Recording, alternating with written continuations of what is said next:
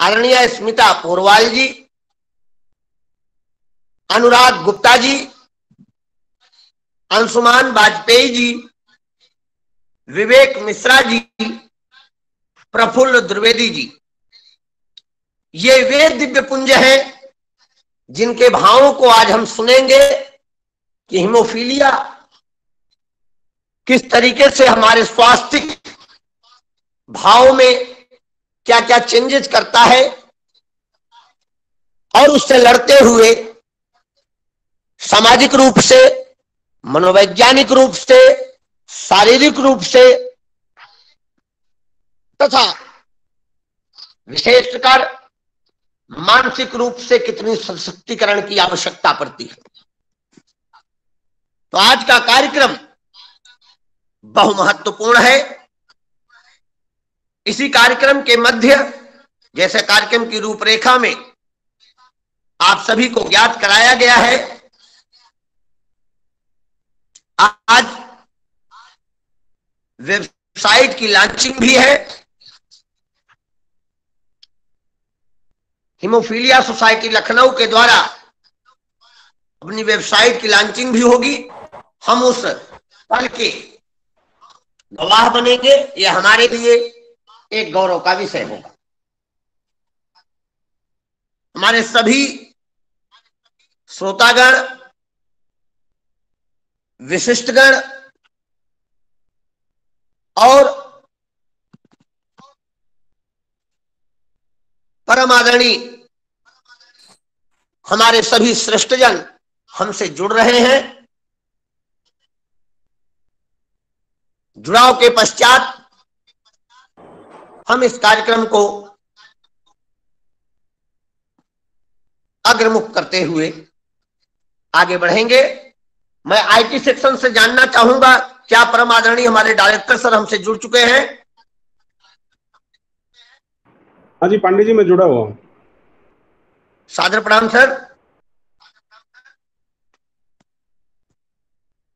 तो जैसा आप सभी को ज्ञात है, आज का कार्यक्रम 12 बजे से सुनिश्चित है और कार्यक्रम की जो प्रोग्राम शेड्यूलिंग है वो 12 बजे से हम लोगों ने सुनिश्चित किया है और इस समय घड़ी में पूरे 12 बज चुके हैं। हमारा कार्यक्रम अपने शेड्यूल के अनुसार आज शुरू होता है। यह कार्यक्रम सीआरसी लखनऊ एवं हीमोफीलिया सोसाइटी लखनऊ के कोलैबोरेशन में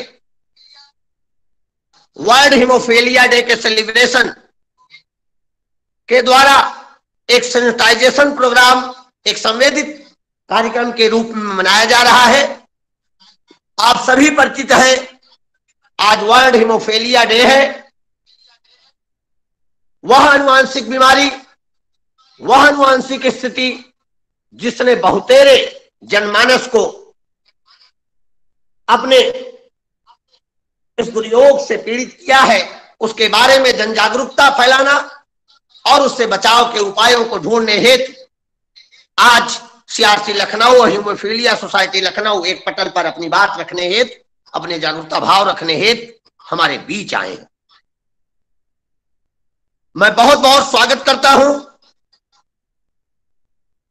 संस्था हीमोफीलिया सोसाइटी का, सर्वप्रथम जिन्होंने इस कार्यक्रम की रूपरेखा बनाने हेतु सीआरसी लखनऊ के साथ कोलैबोरेशन किया। सीआरसी लखनऊ आपके इन भावों की सदा सराहना करते हुए आपका बहुत बहुत स्वागत करती है। मैं बहुत हृदय की गहराइयों से आज के हमारे मुख्य अतिथि doctor Anil Kumar Tripathi sir, HOD department of clinical haematology, King George medical university Lucknow का बहुत बहुत स्वागत करता हूं। आज के हमारे दिव्य रिसोर्स पर्सन विनय मंचांदा सर का, सेक्रेटरी हीमोफीलिया सोसाइटी लखनऊ का मैं बहुत बहुत स्वागत, वंदन और अभिनंदन करता हूं। तथा कार्यक्रम की प्रथम पंक्ति में मैं आमंत्रित करता हूं प्रेसिडेंशियल एड्रेस के लिए डायरेक्टर सीआरसी लखनऊ आदरणीय श्री रमेश पांडे सर को कि वे आए और आज के इस विषय पर अपने मनोभाव हमारे बीच रखते हुए हमें आशीर्वचन प्रदान करें। आदरणीय डायरेक्टर सर। थैंक यू, बहुत बहुत धन्यवाद पांडे जी। आज बहुत हर्ष का विषय है कि मेरे लखनऊ पोस्टिंग के बाद हीमोफीलिया सोसाइटी लखनऊ के कन्वर्जेंस में और इतने बड़े बड़े स्पेशलिस्ट्स के साथ हम लोग आज वर्ल्ड हीमोफीलिया डे पे एक ये अवेयरनेस प्रोग्राम कर रहे हैं।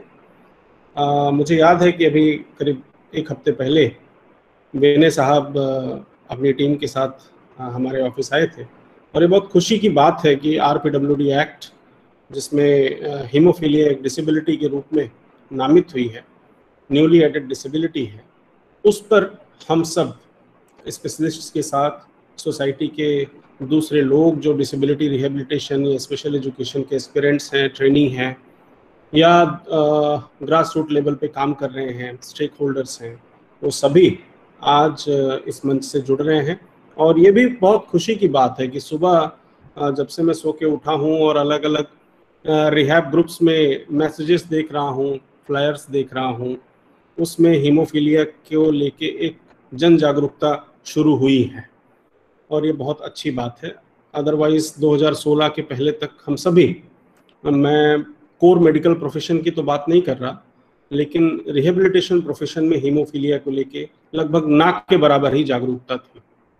तो आज इस बहुत महत्वपूर्ण हीमोफीलिया सोसाइटी लखनऊ के कन्वर्जेंस और CRC लखनऊ के कन्वर्जेंस में हो रहे इस कार्यक्रम में मैं सबसे पहले डॉक्टर अनिल कुमार त्रिपाठी जी आपका, विनय मनचंदा साहब आपका, हमारे CRC के जो दूसरे ऑफिसर्स इस प्रोग्राम में जुड़े हुए हैं आप सभी का, हमारे कोलीग्स, आज के प्रोग्राम के कोऑर्डिनेटर्स, जितने पार्टिसिपेंट जुड़े हैं आप सभी का मैं अपने मंत्रालय, सामाजिक न्याय एवं अधिकारिता मंत्रालय, अपने विभाग दिव्यांग सशक्तिकरण विभाग और अपने राष्ट्रीय संस्थान CRC की ओर से बहुत हृदय से स्वागत करता हूं। और मुझे पूरी उम्मीद है कि विनय जी आपके साथ, डॉक्टर त्रिपाठी आपके साथ जो हम लोगों ने ये सिलसिला शुरू कर रहे हैं, हम ये आगे दूर तक ले जाएंगे और हीमोफीलिया को लेके एक बहुत ज़्यादा काम करने की ज़रूरत है। सर्विसेज को अवेल कराने की ज़रूरत है, सर्विस सेंटर्स को इस्टेब्लिश करने की ज़रूरत है। मैंने देखा है कि रूरल एरियाज में कितनी भयंकर स्थिति है। मेडिकल जो स्पेशलिस्ट मेडिकल सुविधाएं चाहिए उनकी अवेलेबिलिटी नहीं है। और हीमोफीलिया पेशेंट्स को, मैं उस दिन विनय जी से ये डिस्कशन हम लोग कर ही रहे थे कि हम सबको एक सस्टेनेबल थेरेपेटिक सर्विस भी चाहिए। मेडिकल सर्विस तो चाहिए ही चाहिए, सस्टेनेबल थेरेपेटिक सर्विस भी चाहिए। उसकी भी अवेलेबिलिटी कहाँ है? अगर शहरों में है, अगर बड़े बड़े शहरों में है, तो गांव के लोगों को वो सर्विसेज कैसे मिलेंगी? और पूर्वी उत्तर प्रदेश में कभी भी किसी भी डिसेबिलिटी के प्रोग्राम में जब भाग लेता हूं, और पूरे देश में मैं रूरल इंडिया का जिक्र जरूर करता हूं, क्योंकि मुझे ऐसा लगता है कि गांवों तक सेवाएं पहुंचने में अभी भी बहुत दिक्कतें हैं और बहुत देरी है। मैं गोरखपुर पोस्टेड था डॉक्टर त्रिपाठी करीब 2.5 साल, और पूर्वी उत्तर प्रदेश की मैंने स्थिति देखी है। और हीमोफीलिया पेशेंट्स को जो मैंडेटरी मेडिकल इंटरवेंशन है उसमें डिले देखा है, उसकी नॉन अवेलेबिलिटी देखी है। उनको जो थेरेपेटिक इंटरवेंशन होना चाहिए उसकी नॉन अवेलेबिलिटी देखी है, जागरूकता की कमी देखी है, और उनके साथ साथ उनकी कम्युनिटी को, उनके पेरेंट्स को सफ़र करते हुए देखा है। इसलिए मुझे ऐसा लगता है कि हम सब मिलके, खासकर CRC और हीमोफीलिया सोसाइटी, आप सब जो प्रबुद्ध जन हैं, हम सब मिलके कम से कम एक नई शुरुआत तो कर ही सकते हैं। और जितना ज़्यादा हो सके हीमोफिलिक पेशेंट्स को रिहेबिलिटेशन सर्विसेज और मेडिकल सर्विसेज आपस में मिलकर प्रोवाइड कर सकते हैं। और भारत सरकार भी अब इस विषय में ध्यान दे रही हो, चाहे उनका सर्टिफिकेशन हो या सर्टिफिकेशन के बाद की जो उनकी सोशल सिक्योरिटी स्कीम से उनको जोड़ना हो, उस पर भी अब ध्यान दे रही है। विनय साहब भी, मुझे इस बात से मैं बहुत ज़्यादा अवेयर नहीं था, लेकिन विनय जी ने मुझे उस दिन बताया कि कैसे इन लोगों के लिए एक स्वास्थ्य मंत्रालय एक निश्चित धनराशि हर वर्ष राज्यों को मुहैया कराती है, और फिर जाके जो इनका मैंडेटरी ट्रीटमेंट है वो हो पाता है। हम लोग सब लोग मिलके ग्रास रूट लेवल तक उसको पहुंचाने के लिए आज इस महत्वपूर्ण दिवस पे कम से कम एक रेजोल्यूशन तो ले ही सकते हैं अपने लेवल पे, और होना भी चाहिए। और बहुत अच्छी बात यह है कि जितने भी पार्टिसिपेंट्स आज डॉक्टर साहब को सुनेंगे, विनय साहब को सुनेंगे, उनको कम से कम हीमोफीलिया के बारे में प्राइमरी जानकारी होगी। दिक्कत तो यह है कि सोसाइटी को हीमोफीलिया के बारे में अवेयरनेस ही नहीं है, पता ही नहीं है। सोसाइटी को तो छोड़िए, पढ़े लिखे लोगों को नहीं पता।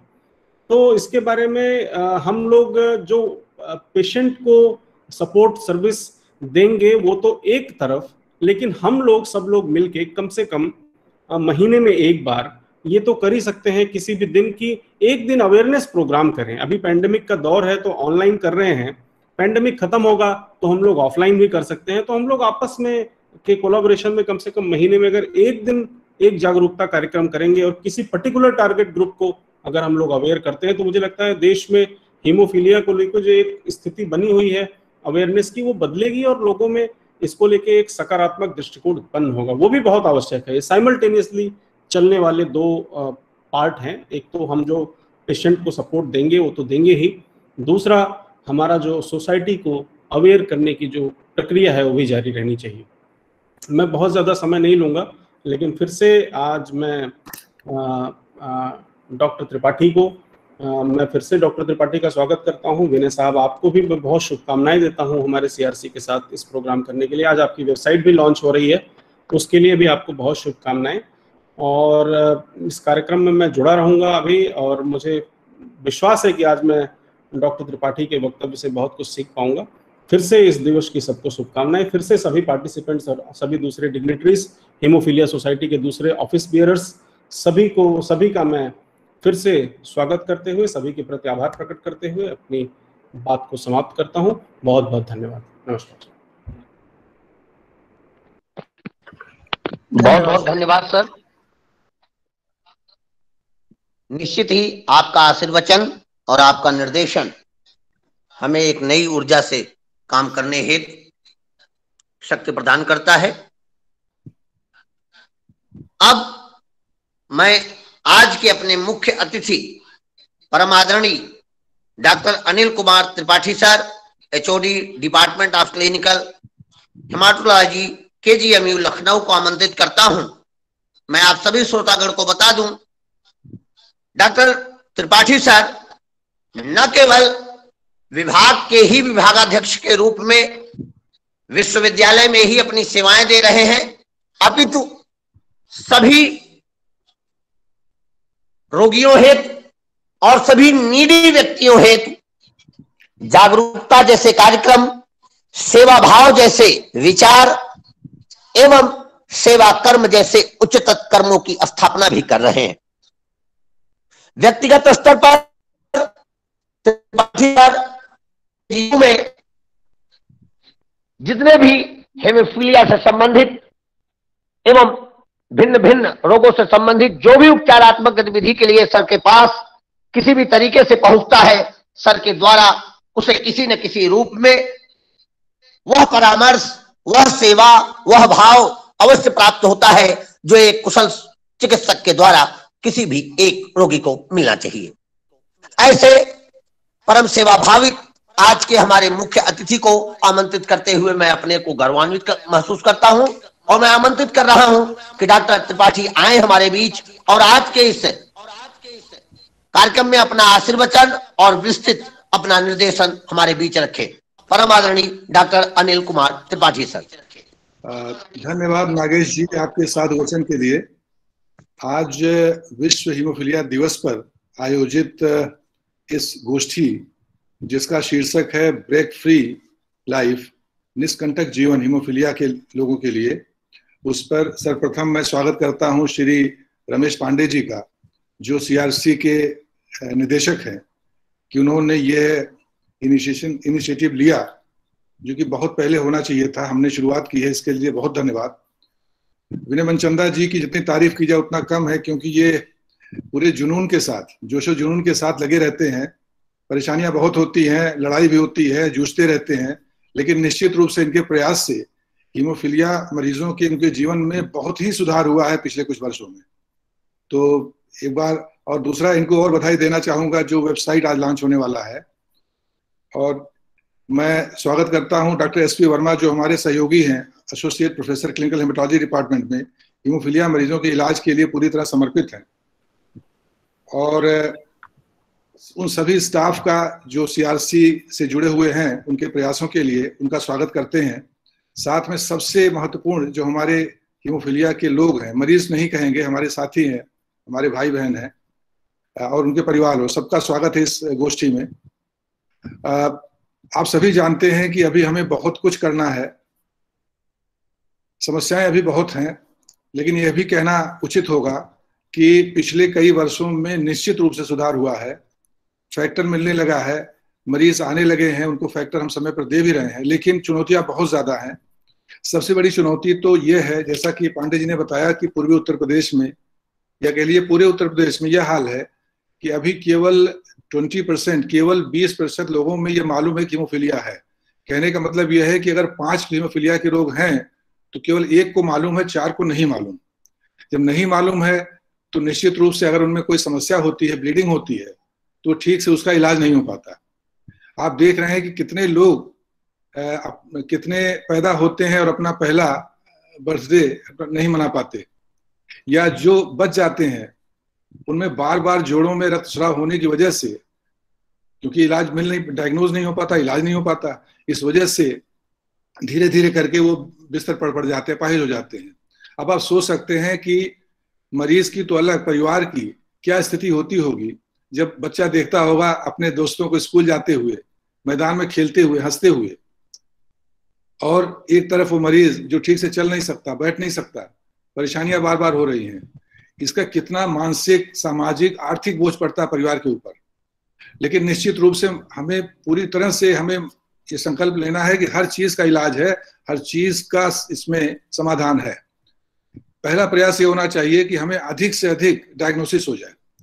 और कैसे होगा इसका मूल, जैसा पांडे जी ने बताया, कि जागरूकता बहुत जरूरी है। और निश्चित रूप से हम चाहेंगे कि ऑनलाइन माध्यम से आप जिलेवार ले लें, जिलेवार ले करके जो हमारे प्राइमरी चिकित्सक हैं, चिकित्सक चाहे एलोपैथिक क्यों, आयुर्वेदिक क्यों, होम्योपैथिक क्यों, जिनका सीधा संबंध मरीजों के साथ है, जो अपने इलाके में जाने जाते हैं, उनको साथ में लेकर के ऑनलाइन एक, और साथ में जो ग्राम प्रधान हैं और जो सोशल लीडर्स हैं उनको ऑनलाइन जोड़ लें। इसमें कोई खर्चा नहीं लगना है, कोई इसमें दिक्कत नहीं है। उनको बताएं जिससे कि अगर हीमोफीलिया का लक्षण होता है तो तुरंत वो दिखाएं। दूसरी चीज जांच की बात है। देखिए, अगर जागरूकता होती है, अगर घर वाले समझ रहे हैं कि इसकी जांच कराना है, तो हमें नहीं लगता कि जांच नहीं हो पाएगी। जब आप ब्लड की जांच करा ले रहे हैं, कोरोना की जांच करा ले रहे हैं, ब्लड शुगर की जांच करा ले रहे हैं, यूरिया करा रहे हैं, लीवर फंक्शन टेस्ट करा रहे हैं, तो केवल प्रोथामिन टाइम भी हो सकता है। मैं देखता हूं कि अभी पूर्वी जिलों में भी सीएससीज पर और अधिकतर मेडिकल कॉलेजेस खुलते जा रहे हैं, सब जगह प्रोथामिन टाइम रिपीटेड हो सकता है।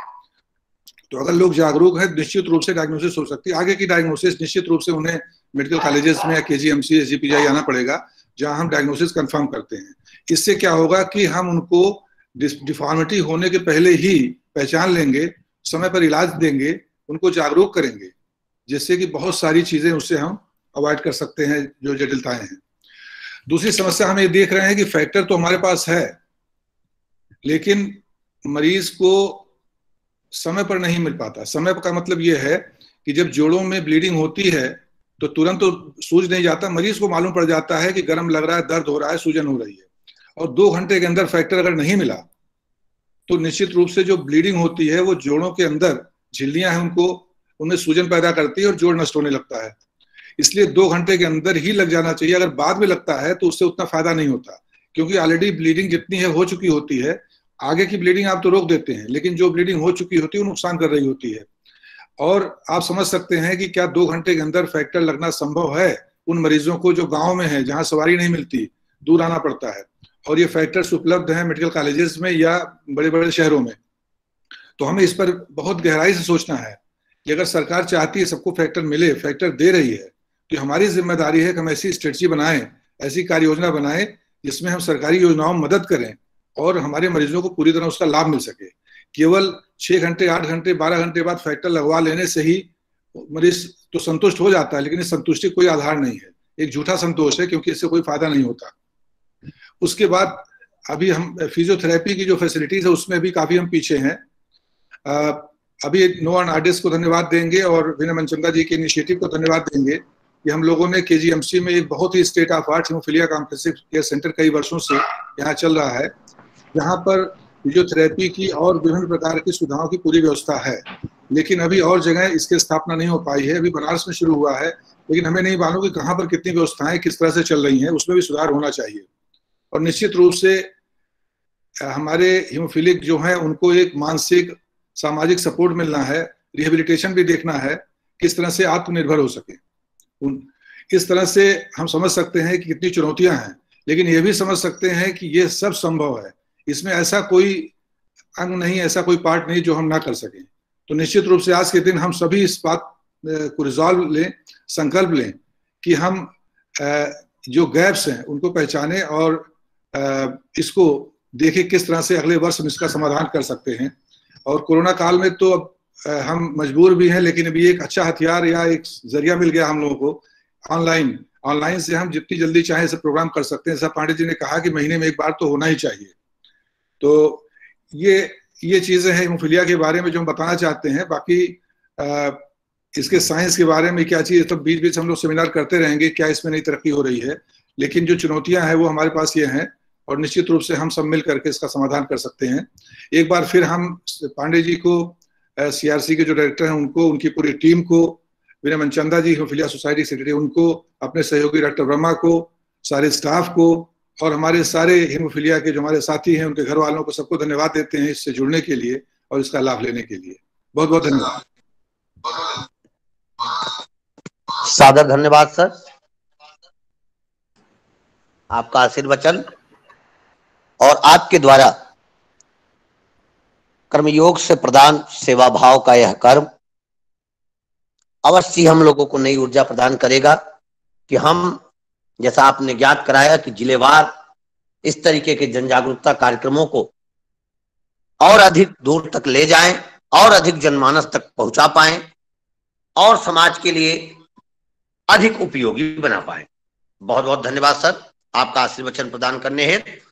अब मैं आमंत्रित करता हूं आदरणीय श्री विनय मनचंद्रा सर को, जो brief about haemophilia and function of haemophilic chapter इस पर अपनी बात रखेंगे।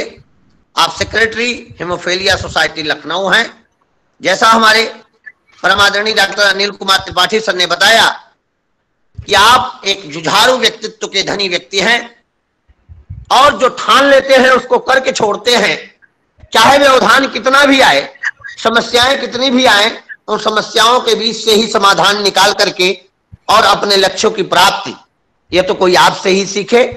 आपके द्वारा ही इस कार्यक्रम को योजित करने हेतु जितना परिश्रम किया गया, कोलैबोरेशन करके CRC के साथ में हमारे परम आदरणीय निदेशक सर के समन्वय से, उनकी अनुमति से इस कार्यक्रम की जन जागरूकता को फैलाने हेतु हम लोग एक पटल पे आए। इसमें कहीं न कहीं किसी न किसी रूप में आपका बहुपरिश्रम ही सबसे उन्नत भाव रखता है। तो मैं आपको आमंत्रित करता हूं, आप आज के हमारे रिसोर्स पर्सन, मुख्य वक्ता हैं। आप आए और आज के इस विषय पर अपनी गहन विशेषज्ञता हमारे बीच रखे। परम आदरणीय श्री विनय मनचंद्रा सर। धन्यवाद नागेश पांडे जी। मैं विनय मनचंद्रा, सचिव हीमोफीलिया सोसाइटी लखनऊ होने के नाते यहाँ सबसे पहले हम सबके आदरणीय डॉक्टर AK त्रिपाठी जी, जो कि आज इस संगोष्ठी के मुख्य अतिथि हैं, का अभिवादन करता हूँ। साथ ही मैं श्री रमेश पांडे जी, जो कि कंपोजिट रीजनल सेंटर CRC के डायरेक्टर के पद को सुशोभित कर रहे हैं, तथा आज विश्व हीमोफीलिया दिवस के उपलक्ष्य में उनके एवं हमारे हीमोफीलिया समुदाय के लिए संयुक्त रूप से इस संगोष्ठी का आयोजन के साथ साथ इसकी मेजबानी का भी बीड़ा उठाया है। मैं एक बार फिर श्री रमेश पांडे जी का हीमोफीलिया सोसाइटी लखनऊ एवं समस्त हीमोफीलिया समुदाय की ओर से हृदय से अभिवादन करता हूं। इसके अतिरिक्त मैं composite regional centre CRC Lucknow के समस्त स्टाफ, उनके अथक परिश्रम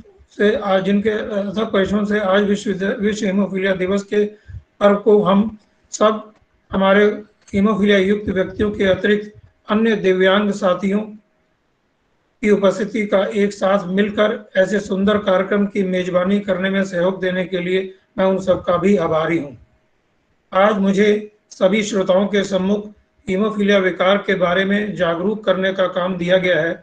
इस संबंध में मैं आप सबको बताना चाहता हूँ कि हीमोफीलिया विकार एक ब्लीडिंग डिसऑर्डर है जो कि प्रायः पुरुषों में ही पाया जाता है और युवतियां इसकी वाहक हो सकती हैं। यह एक वंशानुगत विकार है। हालांकि लगभग 1/3 हीमोफीलिया परिवार ऐसे भी हैं जो उत्परिवर्तन यानी म्यूटेशन के कारण उनके परिवार में हीमोफीलिया युक्त का जन्म हो पाता है। एक अनुमान के मुताबिक 10,000 की जनसंख्या में एक बच्चा हीमोफिलिक हो सकता है। इसलिए वर्तमान जनसंख्या के मुताबिक भारत में 1 लाख से अधिक हीमोफिलिक होने चाहिए, जबकि हीमोफीलिया फेडरेशन इंडिया के अनुसार अभी तक उनके पास लगभग 25,000 हीमोफिलिक ही पंजीकृत हो सके हैं। साथ ही साथ उत्तर प्रदेश की जनसंख्या को देखते हुए भी 23 से 24,000 हीमोफिलिक व्यक्ति होने चाहिए, जबकि अभी तक मेरी जानकारी में लगभग 2700 हीमोफिलिक ही पंजीकृत हो पाए हैं। इन आंकड़ों से आप सभी को यह समझ में आ गया होगा कि हमारे प्रदेश या हमारे देश में हीमोफीलिया के बारे में जागरूकता जनसाधारण समाज एवं चिकित्सकों में भी काफी प्रसार करने की आवश्यकता है। इसके अतिरिक्त प्रदेश में हीमोफीलिया विकार की जांच की व्यवस्था भी अत्यंत कम है।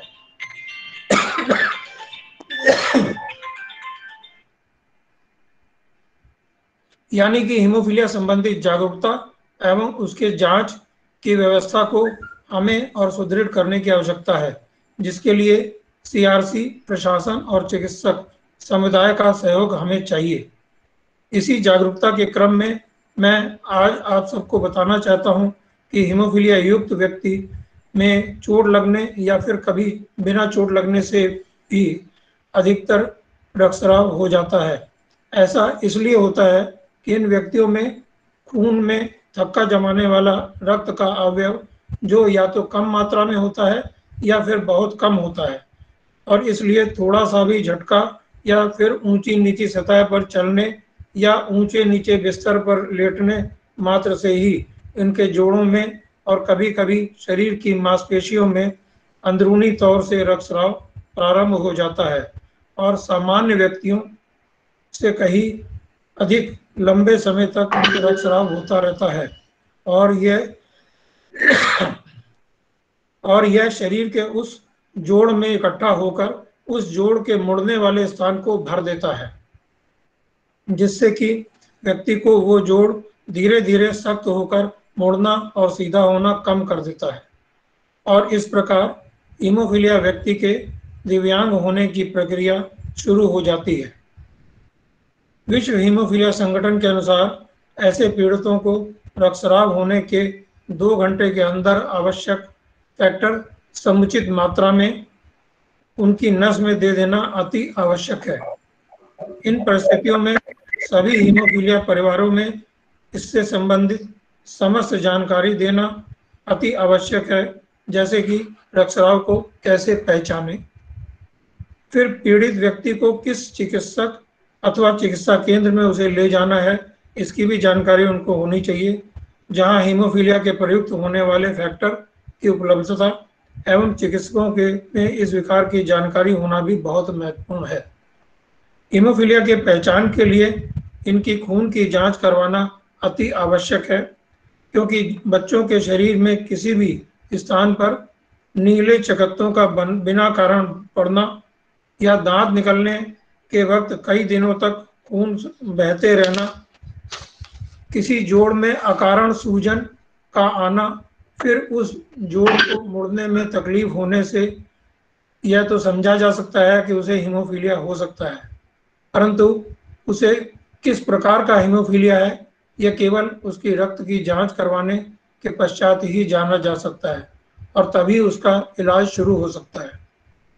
हीमोफीलिया मुक्त रूप से 2 प्रकार के होते हैं।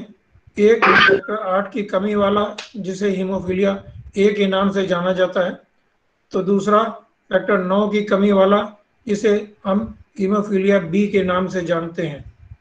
और इसी जांच के बाद हीमोफीलिया ए वाले फैक्टर को, हीमोफीलिया ए वाले पीड़ित व्यक्ति को फैक्टर 8 का इंजेक्शन समुचित मात्रा में उसकी नस में लगाया जाता है, और हीमोफीलिया बी वाले पीड़ित व्यक्ति को फैक्टर 9 का इंजेक्शन समुचित मात्रा में उसके नस में लगाया जाता है। और इसका फैक्टर का पूरा नाम एंटी हीमोफीलिया फैक्टर या अंग्रेजी में AHF कहते हैं। जब भी किसी हीमोफीलिया पीड़ित व्यक्ति को किसी जोड़ अथवा मांसपेशी में रक्तस्राव होता है तो उसे चिकित्सक प्रचुर मात्रा में फैक्टर उसके नस में लगाने के अतिरिक्त उस अंग को पूर्ण रूप से आराम, ठंडी सिकाई और क्रेप पट्टी से उस स्थान को बांधने की सलाह देते हैं। परंतु यहाँ यह भी जानना जरूरी है कि इन फैक्टर का असर मात्र 10 से 12 घंटे तक ही रहता है, और इसलिए इन पीड़ितों को बार बार चिकित्सक के पास जाना भी आवश्यक हो जाता है। इन सब जानकारियों के अतिरिक्त मैं आप सबको हीमोफीलिया सोसाइटी लखनऊ के प्रमुख कार्यों की ओर भी मैं आपका ध्यान आकर्षित करना चाहता हूं कि जागरूकता के प्रसार के अतिरिक्त हीमोफीलिया समूह होने के नाते उनकी सही मांगों को शासन एवं समाज के सामने रखना, हीमोफिलिक व्यक्ति को विभिन्न सुविधाओं को सुचारू रूप से मिलते रहने के लिए सदैव हर संभव प्रयास करने का कर्तव्य भी हीमोफीलिया सोसाइटी का ही है। इसके अतिरिक्त समय आने पर इनकी आकस्मिक जरूरतों को यथासंभव आवश्यक सभी काम विधि पूर्वक करना भी हमारा कर्तव्य है। इसके साथ ही हीमोफीलिया सोसाइटी सन 1997 से मासिक प्रशिक्षण शिविर आयोजित करती आ रही है। हर महीने के पहले इतवार को यहाँ लखनऊ में Shri Guru Nanak girls inter college में हम 12 बजे दोपहर से 3 घंटे का लगभग ये प्रशिक्षण शिविर लगा रहे हैं। आज लगभग 23-24 साल पूरे हो चुके हैं। इसके अलावा भी समय समय पर CME और भी जागरूकता प्रोग्राम, स्क्रीनिंग इत्यादि की एक्टिविटी हम करते ही रहते हैं। साथियों, समय की कमी के कारण आज मुझे ज़्यादा समय नहीं लेना चाहता, और ताकि हमारे जो हीमोफिलिक साथी हैं अपना एक्सपीरियंस ज़्यादा समय में शेयर कर पाए, इसलिए आज मुझे यहीं विराम की आज्ञा दें ताकि इस गोष्ठी को आगे बढ़ा सकें। इस बात से मैं श्री AK त्रिपाठी जी एवं श्री रमेश पांडे जी का अभिवादन करता हूं। धन्यवाद। बहुत बहुत धन्यवाद सर। आज के विषय से संबंधित और जन जागरूकता के भाव को स्थापित करते हुए आपने बहुत ही विशिष्ट जानकारी हम लोगों के बीच रखी। कार्यक्रम की रूपरेखा के अनुसार अब हम वेबसाइट की लॉन्चिंग की तरफ बढ़ेंगे, जो कि हीमोफीलिया सोसाइटी लखनऊ के द्वारा अपनी वेबसाइट की लॉन्चिंग की जानी है। इसके बाद हम लोग इस स्थिति से पीड़ित जो हमारे भाई बहन हैं उनके एक्सपीरियंस सुनेंगे और उनके भावों को सुनकर समाज में इससे लड़ने के एक सकारात्मक पक्षों को कैसे निर्मित करें, उस तरफ आगे बढ़ेंगे। तो सर्वप्रथम मैं आमंत्रित करता हूं हमारी उस टीम को जो आज वेबसाइट लॉन्च कर रही है, हमारी हीमोफीलिया सोसाइटी लखनऊ का। आप आए और अपने इस वेबसाइट लॉन्चिंग कार्यक्रम की रूपरेखा को अग्रसित करें।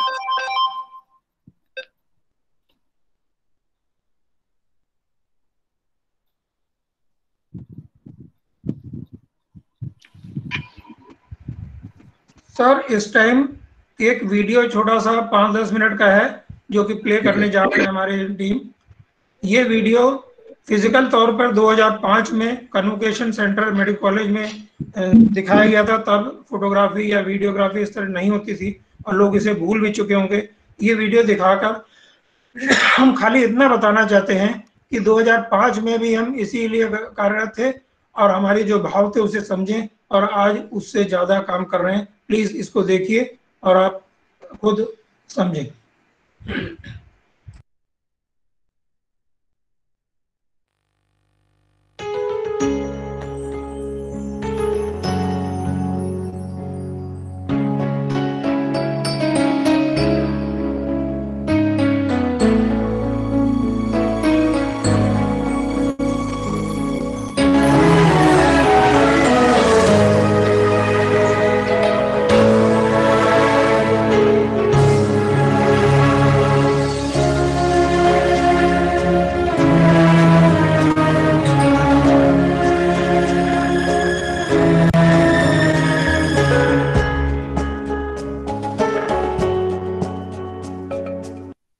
खामोश चीत्कार की आवाज सुनी है कभी आपने?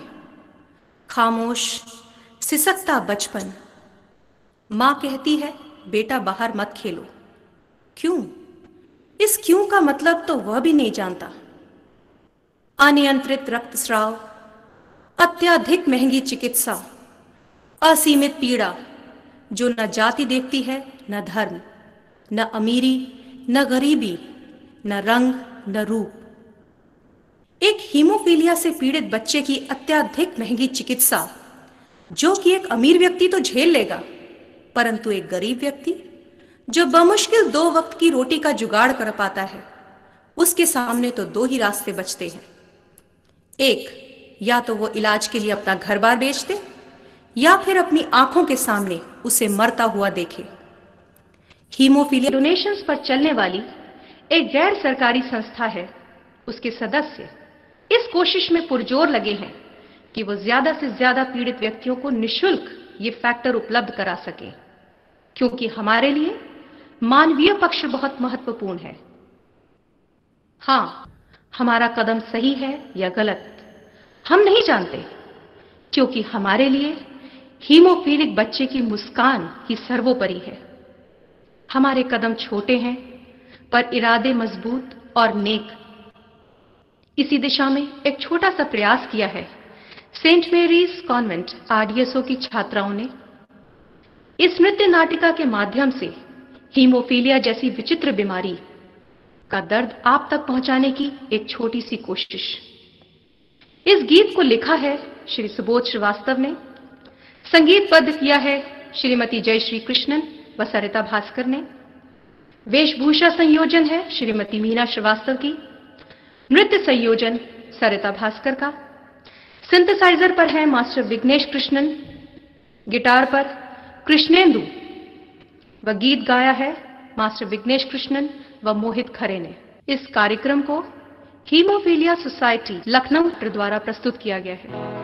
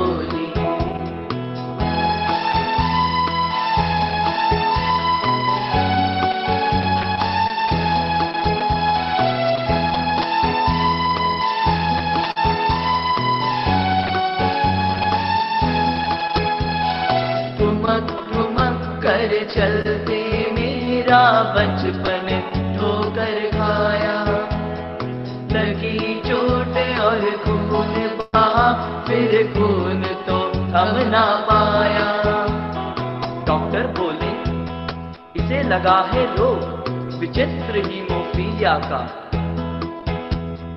आंतरिक रक्तस्राव, बाहरी रक्तस्राव, जीवन भर का रोग है इसने पाया।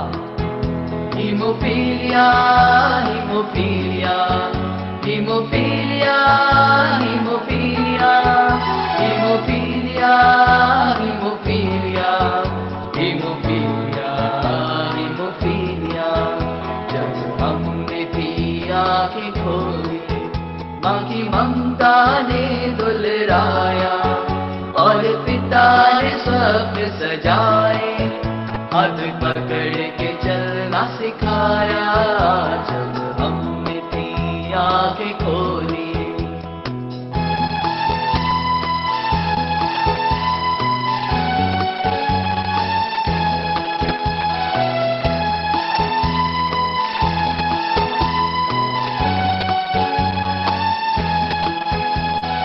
जीवन भर यह पीड़ा सहते, फैक्टर पर ही आश्रित रहते। वह भी अब मुश्किल से मिलता, किससे अपना टुकड़ा कहते। जो भी फैक्टर है उपलब्ध, उसी से काम चलाते हम, जीवन नैया पार लगाते हम। जब हमने की आँखें खोली, माँ की ममता ने दुलराया और पिता ने स्वप्न सजाए, हाथ पकड़ के चलना सिखाया। जब हमने की आँखें खोली,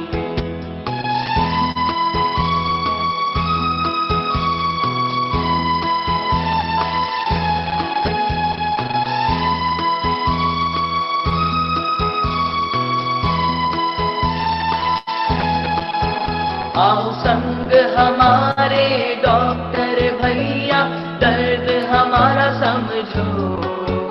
आओ संग हमारे नर्स बहना, दर्द हमारा समझो। महंगा बहुत इलाज, दर्द हमारा समझो। हर मजहब हर जाति, लो दर्द हमारा समझो। गोरे काले अगड़े पिछड़े, लो दर्द हमारा समझो। जब हमने की आँखें खोली, माँ की ममता ने दुलराया और पिता ने स्वप्न सजाए, हाथ पकड़ के चलना सिखाया। जब हमने की आँखें खोली,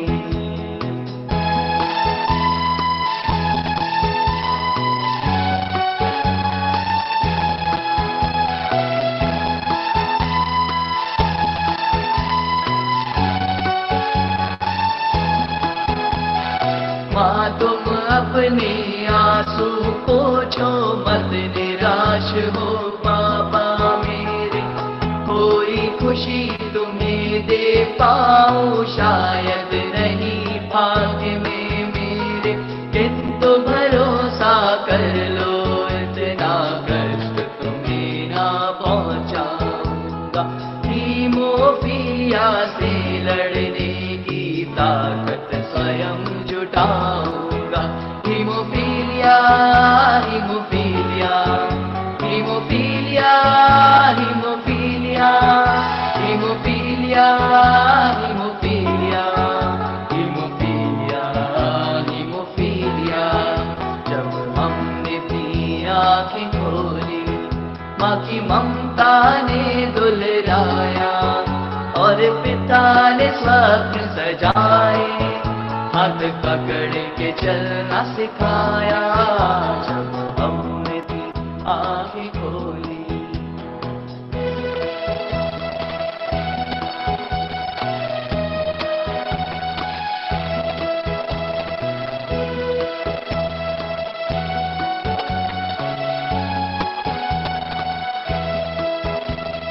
गिर कर उठ कर गिर, लेकिन हमने हार न मानी। रोग भयावह हमको विजय है पानी, इस पर हमको विजय है पानी, इस पर हमको विजय है पानी, इस पर हमको विजय है पानी।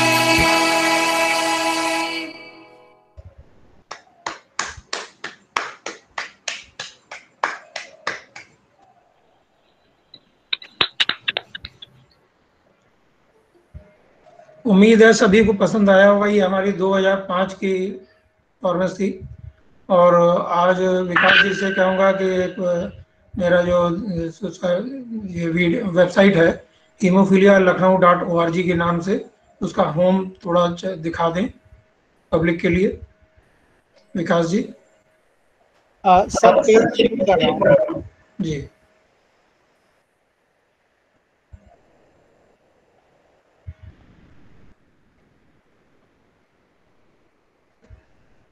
ये हमारी वेबसाइट होगी जो स्टार्ट हो गई है। आप सबके सहयोग से आप सबका मैं धन्यवाद देता हूं। और डिटेल में खाली टाइम में आप देखिए, हमारा एक यूट्यूब चैनल है हीमोफीलिया स्पेस लखनऊ के नाम से, वो हिंदी में उसके वीडियो 18 पड़े हुए हैं। और ये एक वेबसाइट चालू की है आपके सहयोग से hemophilialakhnau.org के नाम से। आपके सहयोग के लिए Pandey ji, Tripathi ji, doctor S P Verma जी और सारे सहयोगियों का मैं बहुत बहुत धन्यवाद देता हूँ। आपके सहारे से आज ये संभव हो सका। धन्यवाद। ताली बजाइए। बहुत बहुत बधाई, बहुत बहुत बधाई। बहुत अच्छा इनिशिएटिव, बहुत खुशी हो रही है वीडियो देख के। विकास जी, आप ये वीडियो और वेबसाइट के जो लिंक हैं, और अभी मनचंदा साहब ने जो बताया कि उनके अवेयरनेस वीडियोस पड़े हुए हैं, वो लिंक शेयर कर दीजिए चैट बॉक्स में। बहुत सारे लोग मांग रहे हैं इस वीडियो के भी, बहुत सारे लोग मैं चैट बॉक्स में देख रहा हूँ कि बहुत खुशी हो रही है लोगों को। और 18 वीडियो है जो इसको जागरूकता फैलाने के लिए हिंदी में है। आप जो भी उनके लिंक उनको शेयर कहीं पे भी कर सकते हैं, करिए। और हमारे यूट्यूब का चैनल का नाम है हीमोफीलिया स्पेस लखनऊ। और देख रहा हूँ मैं कि कंटेंट आपने कई सारी चीजें हिंदी में भी डाली हुई हैं, ये अच्छा है। जी हाँ, क्योंकि हमें हिंदी की जरूरत पड़ती है। हीमोफीलिया अभी इसमें कुछ बनाने में प्रॉब्लम आ रही थी, तो काफी कुछ इंग्लिश में है, लेकिन मैं समझता हूँ कि महीने भर के अंदर इसमें बाइलिंगुअल हो जाएगा, हिंदी भी मिलेगा, इंग्लिश भी मिलेगा। सर, वेबसाइट का लिंक और यूट्यूब का लिंक चैट बॉक्स में शेयर कर दिया गया है। जी हाँ। तो जो भी पर्सन लिंक पे क्लिक करेंगे वो वेबसाइट ओपन हो जाएगी और यूट्यूब चैनल ओपन हो जाएगा। Thank you sir. धन्यवाद सर। नागेश सर। बहुत बहुत धन्यवाद सर। निश्चित ही हीमोफीलिया सोसाइटी लखनऊ हीमोफीलिया से पीड़ित हमारे बहनों और भाइयों और प्यारे नन्हे मुन्ने बेटे और बेटियों के लिए एक सराहनीय, वंदनीय और अभिनंदनीय प्रयास कर रहे हैं। मनचंद्रा साहब, आपको समस्त दिव्यांग जन समूह की तरफ से सीआरसी लखनऊ सल्यूट करता है। आपने इतने महत्वपूर्ण पक्ष पर इतना अपना अथक प्रयास किया। अब कार्यक्रम की अगली पंक्ति में हम उन्हें सुनने चल रहे हैं जिन्होंने या तो हीमोफीलिया की परिस्थिति को खुद सहा है, उस कष्ट से सफर किया है, या उनके केवर गिवर रहे हैं। मैं सर्वप्रथम आदरणीय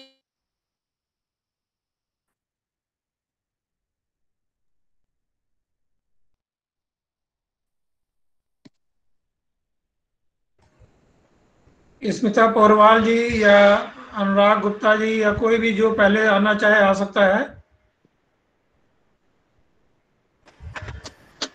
स्मिता जी, क्या आप मेरी आवाज सुन पा रही हैं? जी जी, क्या मैं आपको स्क्रीन पर दिखाई दे रही हूँ?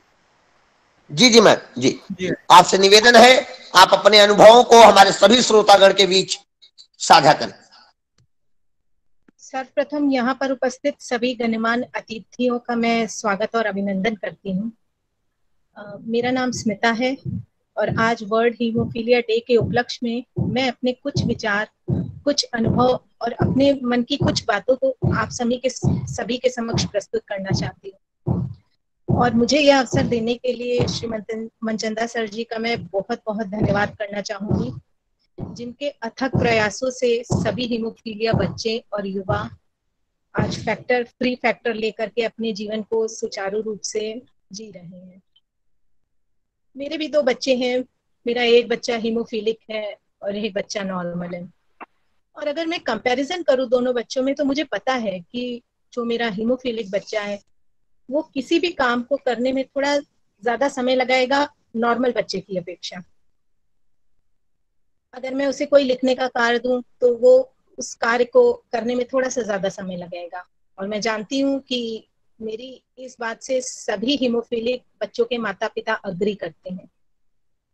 सपोज अगर एक नॉर्मल बच्चा किसी लिखने के कार्य को जल्दी कर लेता है, मगर एक हीमोफीलिक बच्चा जिसके बार बार ब्लीड होने से फिंगर्स, एल्बो और जो ये सब जॉइंट्स इफेक्टेड हैं, तो वो उस कार्य को करने में थोड़ा ज्यादा समय लेगा। इसी तरह से अगर कोई हीमोफीलिक ब्रेन ब्लीड का पेशेंट है तो वो अपनी एज के नॉर्मल बच्चों से लगभग 1-1.5 साल पीछे ही होगा। ये एक ऐसी गंभीर बीमारी, रक्त की बीमारी है, जिसमें उस बच्चे का क्या दोष है। उस बच्चे को और युवा को क्या नॉर्मल लाइफ जीने का कोई अधिकार नहीं है। आज मैं आप सबसे ये पूछना चाहती हूँ कि क्या हम नहीं चाहते कि हम अपने बच्चों को उनका जीवन आनंद पूर्वक जीने के लिए प्रेरित करें और कोशिश ये करें कि हम अपने बच्चों को बहुत अच्छा जीवन दे सकें। माता पिता अपने बच्चे के भविष्य को संवारने के लिए कितने प्रयास करते हैं कि मेरे बच्चे को कोई तकलीफ ना हो, वो स्वस्थ रहे, उसका जीवन आनंद पूर्वक हो। एक दिव्यांग व्यक्ति जो होता है वो अपने उस अंग की पर्टिकुलर डिसेबिलिटी के साथ जीना सीख जाता है, मगर एक हीमोफीलिक के साथ ऐसा नहीं है। आज हीमोफीलिक के किसी एक अंग में प्रॉब्लम है तो कल किसी दूसरे अंग में प्रॉब्लम हो जाती है, और कई बार तो कई सारे जॉइंट्स, कई सारे अंग एक साथ इफेक्टिव हो जाते हैं। ऐसे में उस बच्चे का जीवन तो समझ लीजिए, आप सब खुद समझ सकते हैं कितना मुश्किल रहता है। और कई ऐसे स्कूल्स होते हैं जहां पर बच्चों को, हीमोफीलिक बच्चे जहां पढ़ने जाते हैं नॉर्मली स्कूलों में, वहां पे इतनी सीढ़ियां, इतनी जीने होते हैं जिनको चढ़ने उतरने में उनके पैरों को कितना कष्ट होता है। ऐसे ही कितने युवा होते हैं जिनको चढ़ने उतरने में, कोई अगर मान लीजिए किसी संस्थान में वो नौकरी कर रहे हैं तो वहां पे चढ़ने उतरने में उनके घुटने तो दिव्यांगता का शिकार हो ही जाएंगे। जो लोग ऐसी जगह पर रहते हैं जहां पर फैक्टर उपलब्ध नहीं है, वो किस तरीके से अपने हीमोफीलिक बच्चे को उस शहर या उस गांव से लेकर के ऐसी जगह जाते हैं जहां फैक्टर अवेलेबल है।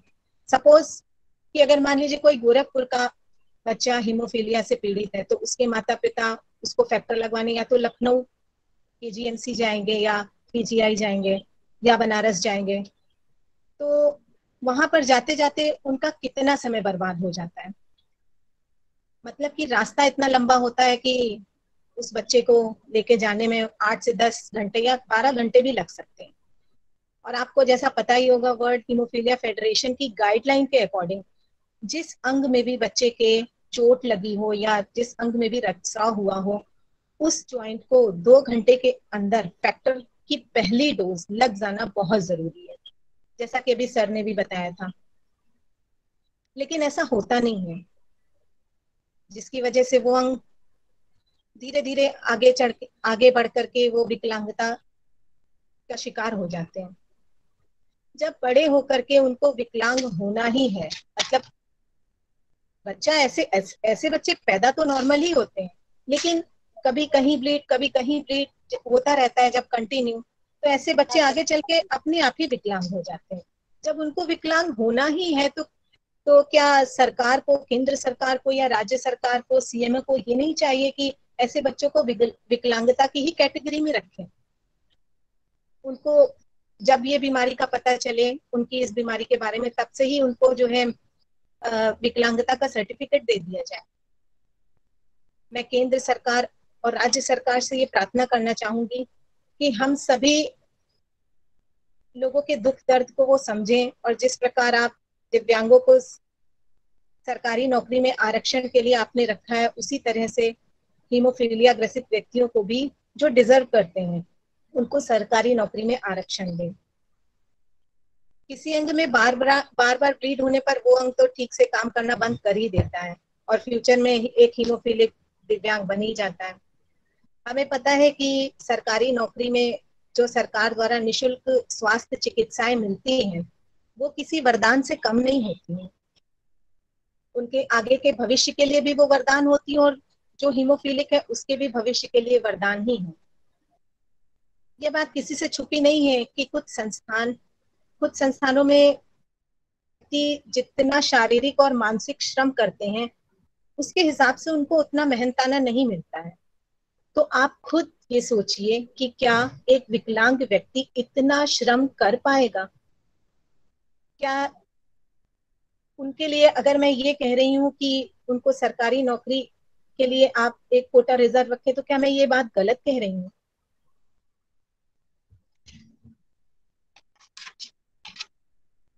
एक बात ये भी है कि हीमोफीलिया के प्रति समाज इतना जागरूक ही नहीं है जितना कि उनको होना चाहिए, क्योंकि इसका प्रचार उचित रूप से उतना हो नहीं पा रहा है जितना होना चाहिए। हमारी हीमोफीलिया सोसाइटी लखनऊ द्वारा इस बीमारी के प्रति जागरूकता फैलाने की भरपूर कोशिश की गई है और कई दशकों से की जा रही है। यहाँ तक कि हमारी सोसाइटी ने विगत वर्ष कोरोना महामारी को देखते हुए YouTube जैसे प्लेटफॉर्म के थ्रू भी जागरूकता फैलाने की भरपूर कोशिश की है, लेकिन ये पर्याप्त नहीं है। मैं केंद्र सरकार और राज्य सरकार से कहना चाहूंगी कि वो हीमोफीलिया रोग के प्रति टीवी पर विज्ञापनों द्वारा साधारण जनता को अवगत कराए, जिससे वो इस बीमारी के प्रति जागरूक रहें। मैंने सुना है कि विदेशों में कई जगह ऐसी हैं जहां दिव्यांग जब रोड क्रॉस करते हैं तो जागरूक होने के कारण वहां के जो लोग हैं वो अपने वाहन पहले ही रोक देते हैं कि जिससे वो दिव्यांग व्यक्ति अपने गंतव्य तक पहुंच जाए, उसके बाद ही वे अपने वाहन को आगे बढ़ाते हैं। इसलिए बढ़ाते हैं क्योंकि उनका समाज जागरूक है और हम लोगों में इतनी जागरूकता नहीं है। एक हीमोफिलिक पेशेंट की मां होने के नाते मैं सरकार से ये पूछना चाहती हूँ कि क्या मेरी ये मांगे गलत हैं? क्या मुझे अपने बच्चे को एक नॉर्मल लाइफ देने की और एक सुखपूर्वक लाइफ देने का कोई हक नहीं है? मैं केंद्र सरकार और प्रादेशिक सरकार से ये पूछना चाहती हूँ, यदि आपके परिवार में ऐसा बच्चा होता कि जो हीमोफीलिया जैसी बीमारी से पीड़ित है, तो क्या आप उस बच्चे को उसके ही हाल पे छोड़ देते या उसका भविष्य संवारने की कोशिश करते? अंत में मैं यही कहना चाहूंगी कि मैं कोई उत्तम वक्ता नहीं हूँ, मैं एक माँ हूँ और हो सकता है कि मेरे वक्तव्य में मैंने कुछ गलत कहा हो, जिसके लिए मैं क्षमा प्रार्थी हूँ। और आप सभी हीमोफीलिया युवाओं और उनके माता पिता की ओर से केंद्र सरकार व प्रादेशिक सरकार से ये निवेदन करना चाहती हूँ कि कृपया वो मेरी बातों पर संज्ञान लें और हीमोफिलिक्स को सरकारी नौकरी में रिजर्वेशन दे।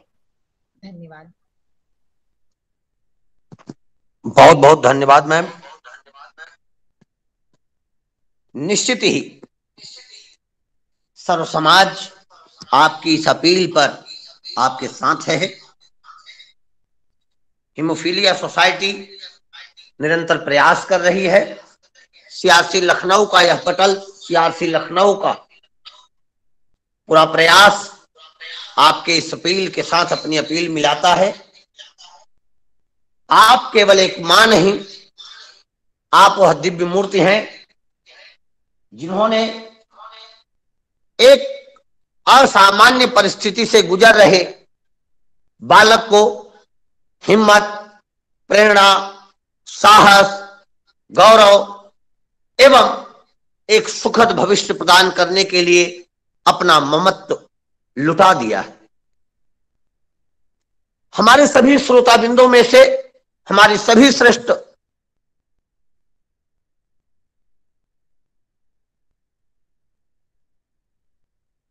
चित्त में, लेकिन मां का ममत्व तब और श्रेष्ठवत हो जाता है जब बालक विशिष्ट आवश्यकता से युक्त हो जाता है। मां द्वंद्व से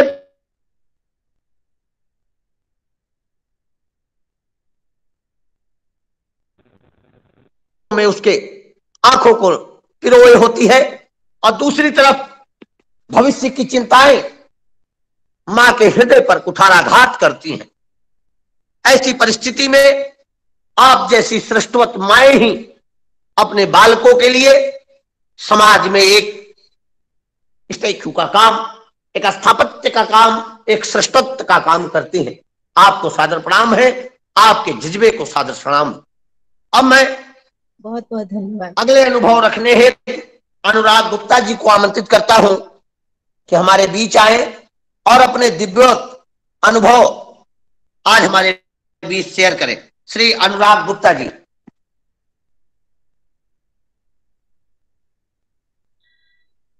सभी लोगों को मेरा नमस्कार, सभी सम्मानित सदस्यों दिव्यांग साथियों को मेरा नमस्कार। मेरा नाम अनुराग गुप्ता है। मैं हीमोफीलिया फैक्टर 8 का मरीज हूँ। सबसे पहले मैं अपने अनुभव यहाँ साझा करने देने के लिए मैं सभी लोगों का धन्यवाद करना चाहता हूँ कि मुझे यहाँ पर बोलने का अवसर दिया गया, क्योंकि पहली बार ऐसा कुछ हो रहा है कि जितने दिव्यांग साथी एवं हीमोफीलिक लोग कोलैबोरेट करके कोई ऐसा कर रहे हैं जिससे सभी लोगों को इसके बारे में जागरूक किया जा सके। तो अभी जो पूर्व वक्ताओं द्वारा आपको ये हीमोफीलिया के लक्षण, उनसे होने वाली परेशानियां और जो हम लोग डेली रूटीन पे फेस करते हैं, काफी कुछ पता चल गया है। मैं केवल कुछ पॉइंट्स सर उसमें अपने ऐड करना चाहूंगा जो को हमको डेली लाइफ में काफी उसके कारण परेशानियां उठाना पड़ती हैं। सर, सबसे पहली बात, जैसे कि इसका जागरूकता की काफी कमी होती है, इसीलिए कि पता चला कि हम लोगों को कभी भी किसी भी समय ब्लीडिंग, इंटरनल ब्लीडिंग हो सकती है, बिना कुछ किए भी, सो रहे हैं, सोते सोते भी हो सकती है। इसके कारण स्कूल्स में हमारी अटेंडेंस कभी काफी कम रहती है।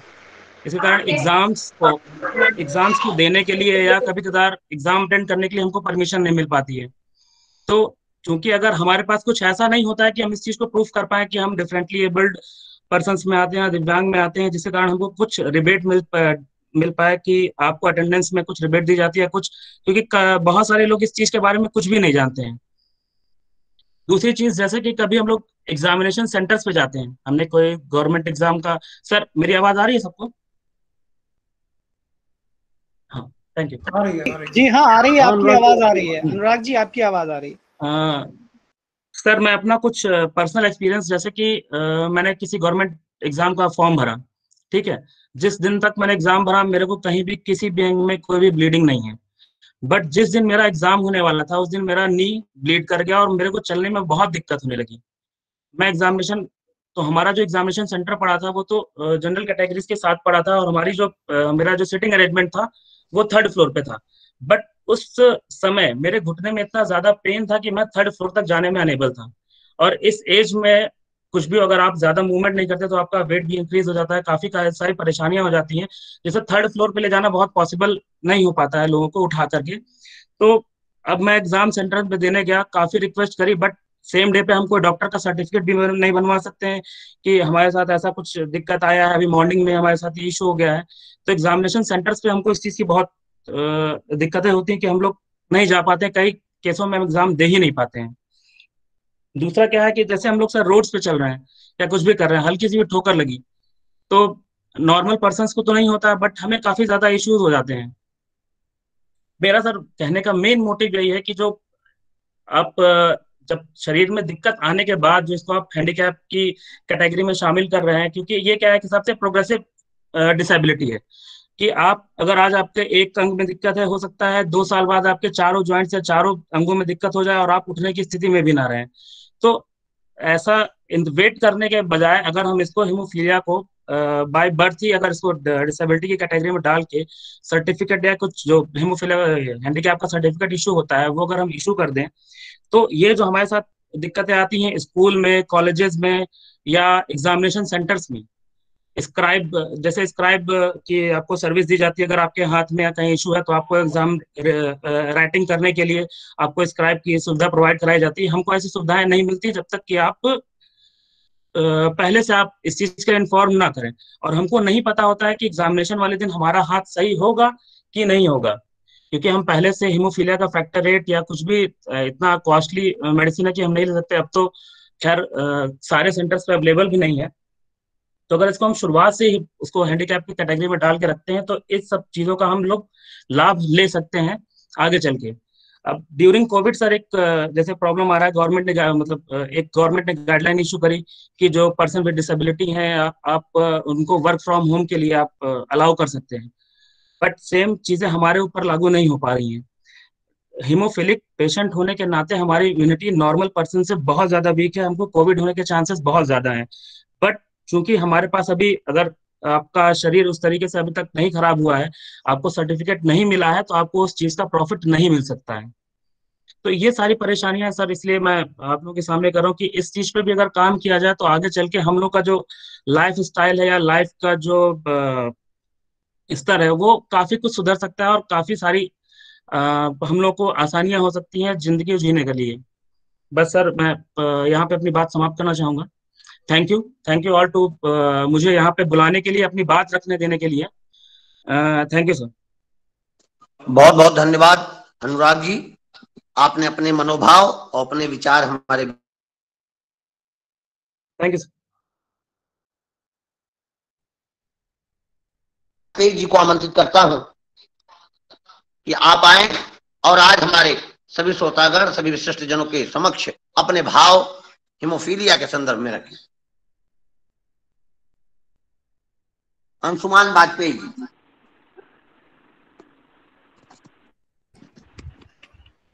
अंशुमान वाजपेयी है कि नहीं? अंशुमान वाजपेयी। अंशुमान वाजपेयी जी, क्या आप मुझे सुन पा रहे हैं? विवेक मिश्र जी, विवेक मिश्र जी। Yes sir. जी विवेक जी, आप अपने अनुभव, अपने भाव हमारे बीच रखें। धन्यवाद सर, आप लोगों ने मुझे बोलने का अवसर दिया। मेरा नाम विवेक मिश्रा है और मैं एक हीमोफिलिक हूँ। फैक्टर 8 की डिफिशिएंसी है मुझे और मैं आजमगढ़ से बिलोंग करता हूँ। सर वैसे हीमोफीलिया से ज़िंदगी जीना तो बहुत ही, हीमोफीलिया के साथ ज़िंदगी जीना तो बहुत ही कठिन है, लेकिन उसके बाद भी हम लोग उस कठिनाई का सामना करते हुए और अपने हौसले को कभी भी कम ना होते हुए ज़िंदगी को सरल बनाने की कोशिश करते हैं।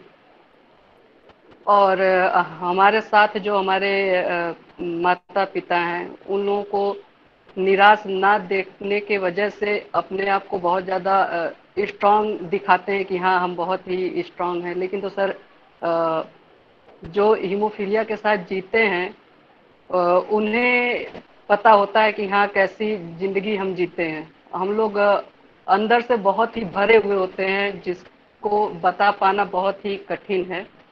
और उसके साथ साथ सर हम लोगों को बहुत सारी चीज़ों का सामना करना पड़ता है, जैसे कि हमें अपने कल के बारे में नहीं पता है कि हमारा कल कैसा होगा, और जिस वजह से हमारे शिक्षा स्तर पे उसका बहुत ही बड़ा प्रभाव पड़ता है। और उसके साथ साथ हमारे जो मनोबल स्थिति है उसको, उस पर भी बहुत ज़्यादा प्रभाव पड़ता है। तो सबसे पहले मैं सर्वप्रथम आप लोगों से ये कहना चाहता हूँ कि आप लोगों के माध्यम से अगर हीमोफीलिया का प्रचार प्रसार जितना ज़्यादा हो सके, जितना ज़्यादा लोगों तक पहुँच सके, वो बहुत ही ज़्यादा लाभदायक होगा हीमोफीलिकों के लिए। हीमोफीलिया की जानकारी ना होने की वजह से बहुत लोग हम लोगों को बहुत ही अलग नज़रिए से देखते हैं, जो कि उस टाइम पे जब हम उनको फेस करते हैं तो बड़ा ही अजीब लगता है कि हाँ हमें इस तरह से क्यों हमारे साथ व्यवहार कर रहे हैं।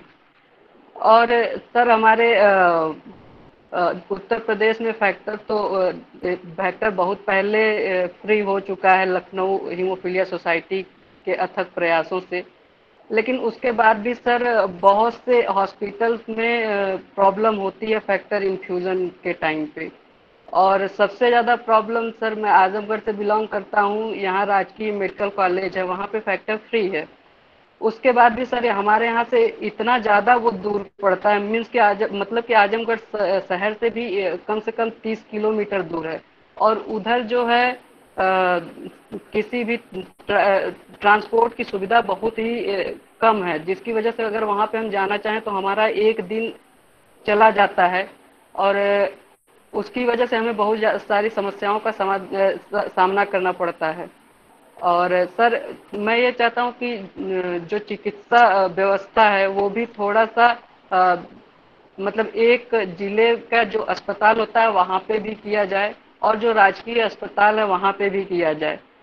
और सर इस टाइम पे सबसे ज्यादा प्रॉब्लम हम लोगों को हो रही है, कोविड टाइम पे बहुत सारी प्रॉब्लम फेस करनी पड़ती है, जैसे कि हम लोगों की इम्यूनिटी बहुत ज्यादा कमजोर होती है, जिसकी वजह से हमें हम बहुत जल्दी कोविड इफेक्टेड हो सकते हैं। उसके लिए सर इमरजेंसी के लिए होम थेरेपी दी जाए फैक्टर से रिलेटेड, और जिसके वजह से हम अपने आप को थोड़ा सा और ज्यादा एक्टिव कर सकें और अपने आप को और ज्यादा सेफ महसूस कर सकें।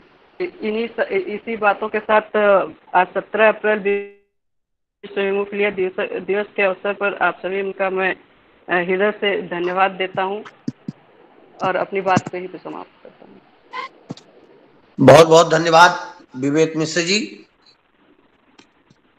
अस्पतालों की दूरियां, सेवाओं का देर से मिलना और कहीं न कहीं सेवाओं में अनिरंतरता हमारे हीमोफाइलिक पेशेंट के लिए एक बहुत बड़ी चुनौती है।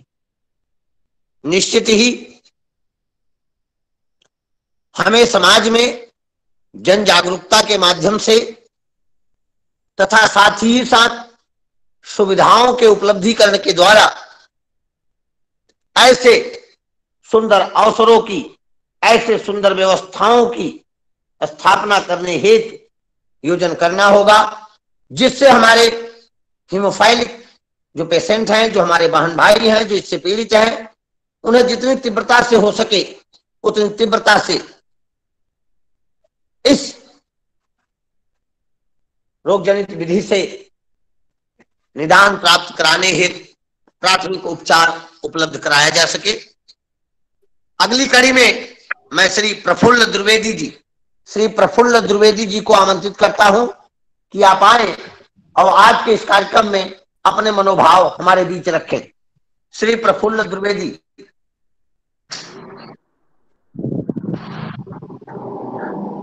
Thank you, sir. Good afternoon, everyone. First of all, I would like to thank Vinay sir for inviting me to share some of my experiences with my fellow people. My name is Praful Dwivedi. I have been a hemophilia A patient, factor A deficiency, severe factor A deficiency with 0.5 less. Hemophilia's life is not only it is the manifestations of a life full of pranks of pain, sufferings, disability, social stigmas, but even it envelops itself various other factors which many a times a person is not able to manifest in its entirety. Praful मेरी बात Yes, सुन रहे हैं? कोशिश करिए कि आप हिंदी में भी बोलें क्योंकि हमारी और जनता हिंदी को समझती है। Okay sir, okay sir. तो ओके सर, थैंक यू। तो मैं आपसे यही कहना चाहूँगा कि मेरा नाम प्रफुल्ल द्विवेदी, बाकी इंट्रोडक्शन तो आपको मिल ही चुका है। मैं भी हीमोफीलिया पेशेंट हूँ और शुरुआत से ही इसमें bleeding and many other things इसके पार्ट एंड पार्सल रहते हैं इसके इंसेप्शन से ही। और इसमें बहुत सारे ऐसे फैक्टर्स हैं which remains a part of a haemophilic personality और उसके स्टूडेंट में भी। सोशल स्टिग्मास, नो मैटर आप कितना भी अलग करें उसको, अब डिसेबल पर्सन के पास सोशल स्टिग्मास का भंडार हमेशा बना रहता है। And many a times it becomes difficult like when we walk in the entire scenario. Suppose if we go for a marriage, merit is never unseen. It is not remain from the head. It is always comes from the mind when you speak a particular person. But the first thing that gives you the opportunity is your personality. तो suppose आप किसी marriage में जा रहे हैं या किसी function में जा रहे हैं, एक डिसेबल पर्सन को अलग तरीके से लोग देखते हैं, तो वो सोशल स्टिग्मा हमेशा प्रेजेंट रहता है, नो मैटर आपने कितनी भी मेरिट हासिल कर ली हो। तो इसके पीछे ये बहुत बड़ा रीजन है जिसकी वजह से हीमोफीलिया एक परसिस्टेंट ऐसी बीमारी जिसमें डिसेबिलिटी बाउंड टू अगर होती है। दूसरी बात ये भी इम्पोर्टेंट है कि इसमें सफरिंग्स, पेन हमेशा बना रहता है, और स्पेशली उन एरियाज में जहाँ पर इकोनॉमिकल डिफिशियंसी बहुत ज़्यादा है। हमें पता होना चाहिए कि इंडिया में दो चीज़ें डिसाइड करती हैं, one is India and one is Bharat, और दोनों के बीच में जुड़ाव बहुत कम है। तो ऐसी कंडीशंस में विलेजेस और सब अर्बन एरियाज में फैक्टर की जो डिफिशियंसी है, उसकी जो शॉर्टेज वो बहुत ज़्यादा है, और इस वजह से उस जगह का अगर कोई व्यक्ति किसी बड़े स्टेज पर काम करना चाहता है, it becomes very difficult for him, क्योंकि एक तो कॉस्ट बहुत ज्यादा है, हर व्यक्ति अफोर्ड नहीं कर सकता, दूसरा रिसोर्सेज बहुत कम है, तीसरी चीज अभी भी जागरूकता इतनी ज्यादा नहीं है। मैं आपका एक एक्सपीरियंस शेयर करना चाहूंगा अपना। I have been my college topper and national topper also in 6 categories. तो उसकी वजह से मेरे कॉलेज ने मुझे चांसलर्स गोल्ड मेडल के लिए मुझे नॉमिनेट किया था लखनऊ यूनिवर्सिटी में। तो मैं जब वहां पे गया तो मैंने बताया कि I am sufferer of this disease, do I need to mention it in the form. तो वहां पे जो अधिकारी थे उन्होंने कहा कि ये डिसीज होती क्या है, they don't know about the disease and it's severity. तो इस चीज से आप अंदाजा लगा सकते हैं कि जनरल मासेस में भी, एजुकेशन इंस्टीट्यूशंस में भी इसकी बहुत ज्यादा दिक्कत है। और unfortunately I don't get this medal because उसमें एक क्राइटेरिया मेंशन था कि apart from a all rounder personality you need to have an NCC certificate to be a part of it. तो मैंने जब अपनी मैडम से पूछा कि मुझे क्यों नहीं मिला, तो उन्होंने कहा कि आप एनसीसी सर्टिफाइड नहीं थे। तो मैंने उनसे कहा कि ये मेरी ऐसी प्रॉब्लम है कि I am not able to do this because I can't do this, it is not this that I am not able to do this. तो यही एक रीजन था जिसकी वजह से मतलब I was denied that medal. But ऐसा future में लोगों के साथ ना हो, और मैं तो विश करूंगा कि एक हीमोफिलिक बंदा भी एनसीसी ज्वाइन कर सके, ताकि in spite of all the merits उसके पास कम से कम ये अथॉरिटीज को कहने का ना हो that you are not NCC certified, that is why you don't deserve this medal. खैर बाकी चीजों के साथ साथ मैं ये भी इम्पोर्टेंट चीज रखना चाहूंगा कि सोसाइटी लेवल पर इग्नोरेंस काफी ज्यादा है and it needs to be undergone. Hemophilia 2016 में no doubt with the efforts of all the people अब mention कर लिया गया है disability category में, बट अभी भी उसमें गवर्नमेंट जॉब्स में उसमें एक स्पेसिफिक एरिया में उसको मेंशन नहीं किया जाता है। जैसे कि अगर मैं एग्जांपल दूं, सिविल सर्विसेज के एग्जाम में उसका जो फॉर्म आता है उसमें हीमोफीलिया जो है उसको मेंशन नहीं किया जाता है। और इसके साथ ही साथ मैं आपको ये भी बताऊं कि जो लिमिटेड टाइम है, जैसे स्क्रैप की बात अनुराग ने कही थी वो भी सही है, स्क्रैप की फैसिलिटी बहुत दिक्कत से मिलती है क्योंकि हमारे पास रीजंस बहुत ज़्यादा नहीं होती है जस्टिफाई करने के लिए कि सर्टेनिटी ब्लीडिंग की कब होगी और कब नहीं होगी। सपोज करिए आप एग्जाम अगले दिन लिखने जा रहे हैं और आपके यहाँ से ब्लीडिंग हो जाए, you will not be able to go that, लेकिन उसका जो प्रोसेस होता है वेरिफिकेशन का, रीजनिंग का, वो इतना लंबा होता है कि अगला नोटिफिकेशन आ जाएगा तब तक। तो इस वजह से मैं ये चीज आप सबके समझ प्रस्तुत करना चाहूंगा और रखना चाहूंगा कि डिसेबिलिटी सर्टिफिकेट इंसेप्शन से ही बने, बर्थ से ही बने, लेकिन साथ ही साथ हर लेवल पर, विलेज, डिस्ट्रिक्ट, सोसाइटी और हर लेवल पर कम से कम फैक्टरेट की सुविधा और जो आपके विसिनिटी में कम से कम जो आपके हीमोफीलिया सेंटर्स हैं, फिजियोथेरेपी सेंटर्स हैं, वो डेवलप करने चाहिए। क्योंकि हमें ये भी पता होना चाहिए कि हमारी डेवलपिंग कंट्री है तो यहाँ पे प्रोफाइलेक्सिस विधि उपलब्ध नहीं है जो यूके और बाकी एरियाज में कि वो कंप्लीटली प्रोफाइलेक्सिस होते हैं। हमारे यहाँ प्रोफाइलेक्सिस नहीं है और ऑन डिमांड चलता है, और ऑन डिमांड में भी ऐसा है कि कई बार बहुत सारी चीजें हो जाती हैं उसके बाद लगता है पैसा, तो उसकी वजह से क्या होता है फिर वो रिमूवल होने के लिए, उसका ब्लड को रिमूव होने के लिए बहुत समय लग जाता है। तो उसकी वजह से क्या होता है कि अगर आप एक दिन आपका गया तो आपका पूरा हफ्ता उस कूलिंग डे में चला जाता है। तो जिस व्यक्ति के पास डॉक्टर नहीं होगा तो वो तो पूरा दिन घर में ही बैठा रहेगा, और ना कॉलेज ना स्कूल नथिंग, और एजुकेशन एम्पावर करती है हम सब जानते हैं।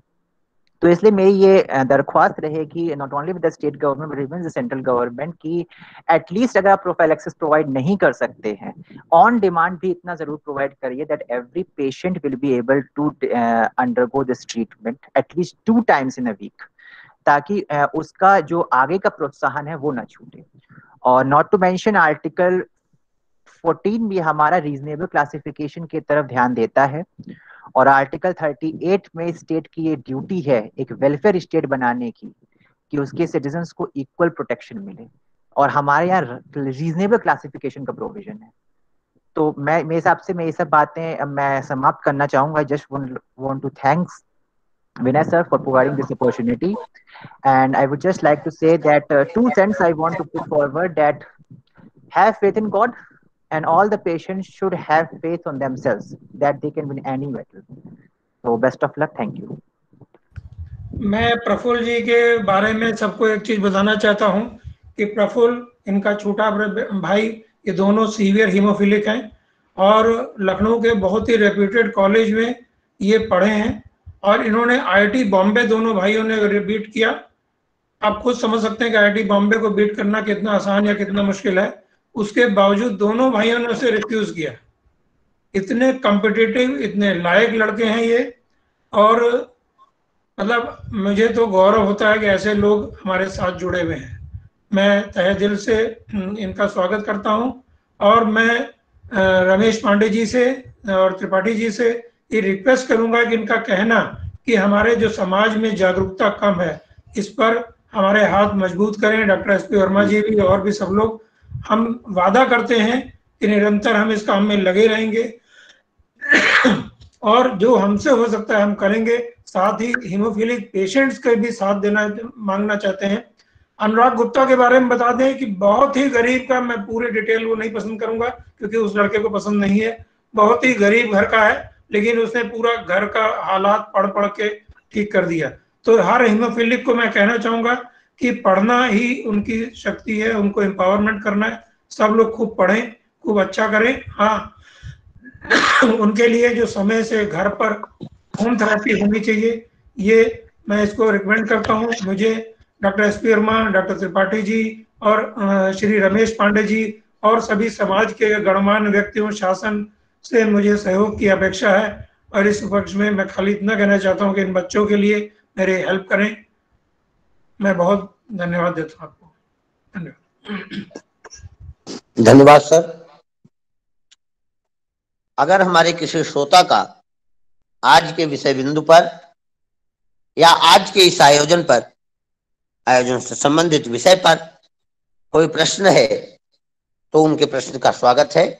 एक एक क्रम में करके वो हमारे विशेषज्ञ से अपने प्रश्नों का निदान ले सकते हैं। किसी भी श्रोता का कोई प्रश्न तो कृपया हमें बताएं।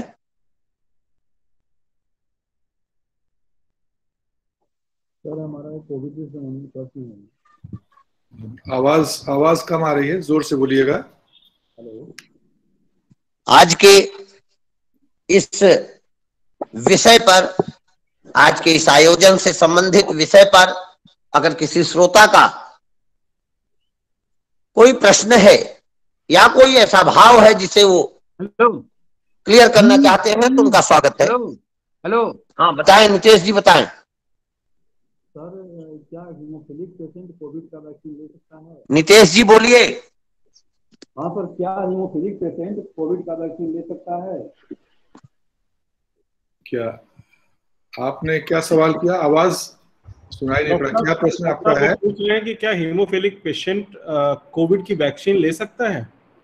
जी हाँ, इसमें ध्यान ये रखें कि जब वैक्सीन लगाई जाए तो पहला तो ये, अगर संभव हो सके तो फैक्टर लगवा ले उसके कुछ घंटे पहले।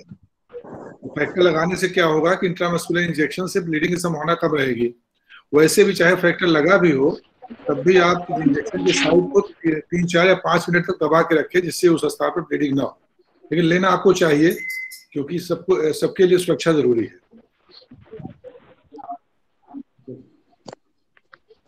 और किसी पार्टिसिपेंट का कोई प्रश्न? हेलो जी बताइए। मैं सूर्य भट्टाचार्य। जी बोलिए भट्टाचार्य जी। देखिए ऐसा है, एक बहुत बड़ी अवधारणा में गलती है। हम जब कभी दिव्यांगजन की बात करते हैं तो हमारा कोई अंग जब इफेक्टेड हो जाता है हम उसको दिव्यांग कहते हैं, लेकिन मानव रक्त भी एक अंग है। मानव रक्त इटसेल्फ में अंग एक ऑर्गन है, एंड हीमोफिलिक का वो ऑर्गन जो है वो डिफेक्टिव। तो ये बात सही है, कईयों ने कहा कि जब एक बच्चा हीमोफिलिया डिसाइड हो गया तो वो डिसेबल्ड है। डिसेबल्ड कैसे है? उसका ब्लड जो है वो डिसेबल्ड है। तो ये सोच कि कब आगे चल के उसका घुटना डिसेबल्ड हो जाएगा, उसका टेस्ट किया जाएगा, तब जाके उसको डिक्लेयर किया जाएगा, it is not so. Human blood is itself A organ of human body. बिल्कुल सही है, आपसे सहमत हूं, क्योंकि this is the largest organ of the body. हम लोग जब पढ़ाते हैं तो कार्डियोवैस्कुलर सिस्टम है, लीवर सिस्टम है, तो शरीर का सबसे बड़ा जो अंग है वो ब्लड है। आपसे सीख कर ही, आपसे पढ़कर ही मैंने ये बात की। आप लोगों ने पढ़ाया तभी ना हमने ये सीखा, मैंने ये जाना। मैं एक बात और कहना चाहता हूं। ये बहुतों ने कहा कि मैं आजमगढ़ में रहता हूं, मैं यहां रहता हूं, मैं वहां तक पहुंच नहीं पाता हूं। उसके पहले मैं एक बात बता दूं, भारत में डिसेबल्ड कितने हैं? ये प्रॉब्लम सिर्फ हीमोफीलिया का नहीं है। भारत में डिसेबल्ड 121 करोड़ 2011 में 2.68 करोड़ डिसेबल्ड थे, आज उससे ज्यादा है। हमारा प्रॉब्लम सिर्फ हीमोफीलिया का नहीं है, हमारा प्रॉब्लम इसमें डिसेबल्ड का है। आप मेरी बात समझ के सोच कीजिए, जब हम ये सोचने लगेंगे हमें डिसेबिलिटी रोकनी, देन हमारा कंसंट्रेशन हीमोफीलिया हो या किसी भी रोग के साथ उसमें जाके जुड़ेगा। दूसरी बात ये, वाकई में आजमगढ़, कानपुर या कहीं पे 20-20 किलोमीटर बाद जाके नाउ WFH का एक बहुत बड़ा एजेंडा है कि 1 country 1 treatment and procurement. What does mean it's procurement? कि हर जगह पे हीमोफिलिया फैक्टर हो, हर जगह पे फैक्टर हो, चाहे वो प्राथमिक प्राइमरी स्कूल ही क्यों ना हो। जहां तक हिंदी की बात है, अब हम उसके लिए हम कुछ नहीं कहेंगे, लेकिन बात ये हिंदी में हो, इंग्लिश में हो, तमिल में हो, किसी में भी हो, हमारे इंडिया बहुत डाइवर्सिफाइड है। हमें हर लैंग्वेज पे ध्यान देना है कि एक तमिल का आदमी वो हिंदी नहीं जानता है तो नहीं जानता, उसे इंग्लिश नहीं आती तो नहीं आती, कोई इंग्लिश में बोल रहा है तो बोल रहा है, वो हिंदी एक्सप्रेस नहीं कर पा रहा है, तो क्या किया जा सकता है? एक ही किया जा सकता है कि हम अपने जितने भी सोसाइटी उनको लिंकअप करें कि भाई मैं इंग्लिश में लिख रहा तो अपने भाषा में ट्रांसलेट कर ले, मैं हिंदी में लिख रहा हूं तुम अपने भाषा में ट्रांसलेट कर लो। अवेयरनेस, देखिए सब काम गवर्नमेंट का नहीं होता है। मैं एक गवर्नमेंट सर्वेंट रहा हूं, गवर्नमेंट एक योजना चलाती है, उसको लागू करती है गवर्नमेंट अधिकारी। प्रधानमंत्री जी स्वास्थ्य सेवक नहीं है, जान हमारी खतरे में थी और हमारे लोगों ने स्वास्थ्य दिया। तो सुबीर जी मैं इंटरप्ट कर रहा हूँ, क्षमा करिएगा। और हमारे कुछ प्रश्न है सुबीर जी, सुबीर भट्टाचार्य जी, मैं आपको इंटरप्ट कर रहा हूँ, क्षमा करें। कुछ और प्रश्न आ रहे हैं, उन प्रश्नों को भी आज से संबंधित हमें करना है। मैं अगले प्रश्नकर्ता को आमंत्रित करता हूँ, सुबीर भट्टाचार्य जी। अगले प्रश्न की तरफ हम लोग बढ़ते हैं, आपके सुझाव हमारे लिए महत्वपूर्ण है। अगले प्रश्न की तरफ हम बढ़ते हैं। हम हेमोफिलिक नहीं है, हम हेमो के लिए काम करते हैं। आप बिल्कुल बुलाइए उनको, बिल्कुल बुलाइए। हेलो, अगर किसी श्रोता का कोई अगला प्रश्न है तो कृपया बताएं। जी डॉक्टर साहब, गुड आफ्टरनून सर। जी मैं कुछ सुझाव देना चाह रहा हूँ सर, जो हेमोफिलिक से। अपना परिचय जी बताएं। जी सर, राम नारायण मौर्य नाम है और मेरा बच्चा कृष्णा मौर्य नाम है। सर मैं ये सजेशन देना चाह रहा हूँ कि जैसे जो हेमोफिलिक बच्चे हैं सर, हेलो, हाँ जी बोलिए। जो बच्चे हैं सर, ज्यादातर लगभग सब पढ़ने में काफी ठीक रहते हैं और जी, तो हम चाहते हैं कि जो जितने भी हीमोफिलिक बच्चे हैं इनका पूरा एक ग्रुप में इनको कुछ प्रोत्साहित किया जाए ताकि पढ़ाई में और आगे निकले और जो थोड़ा नाम रोशन करे थोड़ा और। इसमें जैसे विनय जी पहले से प्रोत्साहन किया प्रयास, जाए, कुछ इनाम दिया जाए, कुछ गिफ्ट दिया जाए। जी सर। इसके लिए हीमोफीलिया सोसाइटी लखनऊ समय समय पर प्रोग्राम कर भी रही है और प्रयास हम लोग करते हैं, लेकिन आपका सुझाव बहुत अच्छा है। हम लोग चाहेंगे कि बच्चे सभी कुशाग्र बुद्धि के हैं और पूरी तरह से इनकी जो, जैसे मनचंदा साहब ने बताया कि पूरी ताकत ये लगाने पढ़ने में, ज्ञान में और विद्या में, जिससे कि ये समाज में एक अच्छे स्थान पर आके दिखाएं, इनका आत्मबल बढ़ेगा, औरों के लिए शिक्षा भी रहेगी। तो निश्चित रूप से प्रयास हम लोग और आगे इसको बढ़ाएंगे हीमोफीलिया सोसाइटी लखनऊ के, और उसमें जो सहयोग होगा हम करेंगे। जैसे बच्चों को गिफ्ट देने के लिए, पढ़ने के लिए, तो ज्यादा पढ़ें, ज्यादा आगे बढ़ें। ठीक है विनय जी, इसको नोट कर लीजिएगा पहले से। हाँ, मैंने नोट कर लिया है रामनारायण मौर्य जी।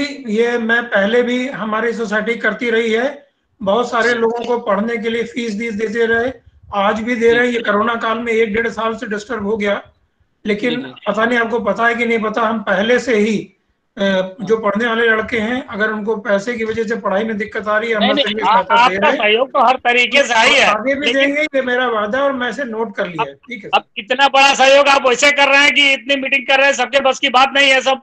ये इससे हम लोग को बड़ी खुशी मिलती है कि आप इतनी बड़ी मुहिम चला रहे हैं, लेकिन इस मुहिम के साथ हम लोग भी सहयोग करेंगे। बच्चों को गिफ्ट भी दिया जाए, जो बच्चे पढ़ रहे हैं और आज तेजी से पढ़े, दिमाग और तेज और नाम रोशन करें थोड़ा, और ये लखनऊ क्षेत्र में और अपने पूरे यूपी में।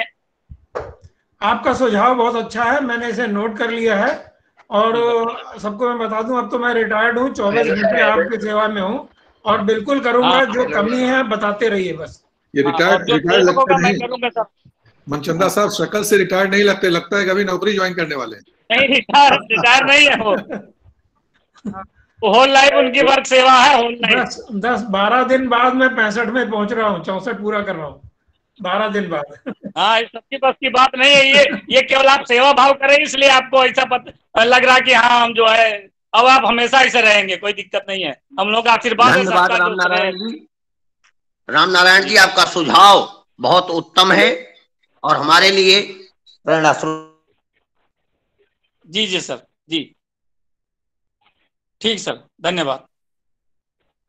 जी सर। डॉक्टर शैलेंद्र प्रसाद वर्मा जी, डॉक्टर शैलेंद्र प्रसाद वर्मा जी को मैं आमंत्रित करता हूं। आप haematologist, department of clinical haematology, king George medical university Lucknow, from haemophilia society Lucknow में अपनी सेवारत हैं। मैं आपको आमंत्रित करता हूं कि आज के कार्यक्रम में हमारे जितने विशिष्ट जन, श्रेष्ठ जन, वक्ता जन और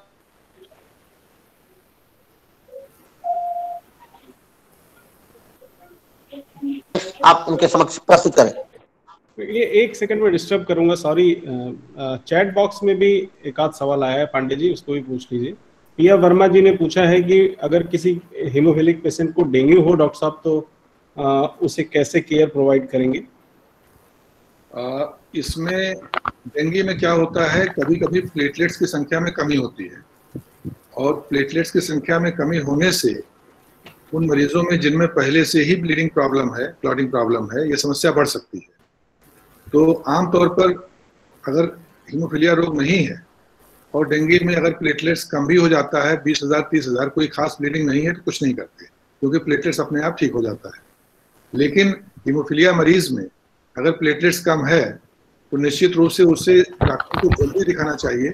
ऐसी अवस्था में हम प्लेटलेट्स देते हैं जिससे ब्लीडिंग बढ़ने न पाए, और साथ साथ ये भी सुनिश्चित करते हैं कि उसकी हीमोफीलिया में फैक्टर की सिचुएशन क्या है, और अच्छा रहता है कि उसमें उसको फैक्टर भी देते हैं जिससे हीमोफीलिया पार्ट से कोई ब्लीडिंग ना हो, और प्लेटलेट्स अगर कम है तो उसको भी लगाते हैं जिससे कि प्लेटलेट्स एक सुरक्षित लेवल 50,000 तक बना रहे, क्योंकि इसमें ब्लीडिंग होते ही परेशानी शुरू हो जाती है, क्योंकि एक बार ब्लीडिंग होने से फिर रोकना मुश्किल होता है। इसलिए इनको विशेष रूप से सावधान रहना चाहिए। एक लास्ट क्वेश्चन हो रहा है डॉक्टर साहब, नताशा राय जी ने पूछा है कि हीमोफिलिक पर्सन के लिए प्राइमरी प्रिकॉशन क्या क्या होना चाहिए? सबसे बड़ी चीज है कि चोट से बचें, और अगर कहीं चोट लगती है या कहीं ब्लीडिंग की संभावना है तो वहां पर ठंडी सिकाई करते हैं, हम लोग बताते हैं, गर्म सिकाई नहीं करनी चाहिए, ठंडी सिकाई करनी चाहिए, और उस चीज वहां पर उसको दबा के रखना चाहिए, उस पार्ट को हिलने डुलने नहीं देना चाहिए, और कोशिश करें जल्दी से जल्दी फैक्टर लगे। क्योंकि फैक्टर न लगने से ब्लीडिंग बनी रहती है और उससे बाद में ज्वाइंट डैमेज होता है। इसलिए जानकारी बहुत जरूरी है कि फैक्टर कहाँ है, कैसे है, कब लगाना है, ये भी जानकारी होना बहुत जरूरी है। इसके लिए हम सभी मेंबर्स से फिर एक बार रिक्वेस्ट करेंगे कि हीमोफीलिया सोसाइटी से सब लोग जुड़े और समय समय पर जो मीटिंग्स होती है, खैर आजकल तो ऑफलाइन मीटिंग नहीं हो पा रही है, ऑनलाइन मीटिंग हो रही है, तो इससे समय समय पर सलाह ले, देखें फैक्टर की अवेलेबिलिटी क्या है। जैसे भी आजमगढ़ के हमारे एक भाई ने बताया कि मेडिकल कॉलेज बहुत दूर है और काफ़ी रिमोट एरिया में है, तो ये बहुत अच्छी बात बताई। अब इसको हम चाहेंगे कि अपने, क्योंकि मैं एक टेक्निकल कमेटी का कोर कमेटी का मैं सेक्रेटरी हूँ, तो मैं सलाह दूंगा कि ये फैक्टर मेडिकल कॉलेज के साथ साथ जिला अस्पताल में भी उपलब्ध हो। तो अगर हमारे मरीज सोसाइटी से जुड़े रहेंगे तो उनको ये जानकारी होती रहेगी या बताते रहेंगे कि देखिए ये समस्या है, इससे हम कैसे इस समस्या का समाधान कर सकते हैं। एक और बात है सर, जब भी ये पेशेंट हीमोफीलिया के किसी भी प्राइमरी केयर सेंटर पे या किसी भी डॉक्टर के पास किसी भी वजह से जाते हैं इलाज के लिए, तो सबसे पहले ये जरूर बताएं कि उनको हीमोफीलिया है, जिससे कि वो डॉक्टर भी उस चीज़ को ध्यान में रखते हो। क्योंकि कभी कभी ऐसा होता है कि किसी चीज़ के लिए फीवर हुआ या कोई भी बात हुई, तो ये डॉक्टर के पास गए और वहाँ डॉक्टर को उन्होंने बताया नहीं कि हमको हीमोफीलिया है, उन्होंने इंट्रामस्कुलर इंजेक्शन लगा दिया या कोई छोटा मोटा मान लीजिए प्रोसीजर कर दिया, छोटा बॉयल है, फ्रंकल है या कुछ इस तरह की सर्जिकल प्रॉब्लम है, तो बाद में ये समझ में आता है कि वहाँ पे इन्होंने जाके ये बताया नहीं कि हमारे को हीमोफीलिया है या हमारे फैमिली में दूसरे बच्चों को हीमोफीलिया है या किसी रिलेटिव जो है मामा के लड़के को या इस तरह से हीमोफीलिया। तो ये भी बहुत जरूरी है हीमोफीलिया मरीजों को या जिस फैमिली में हीमोफीलिया से ग्रसित लोग हैं कि अगर कोई भी मेल उसका है फैमिली का, तो एक बार पहले उसका टेस्ट करा लें और जब डॉक्टर के पास जाएं तो ये जरूर बताएं कि हमारे यहाँ हीमोफीलिया की हिस्ट्री है, जिससे कि कोई भी अनड्यू कॉम्प्लिकेशन ना होने पाए।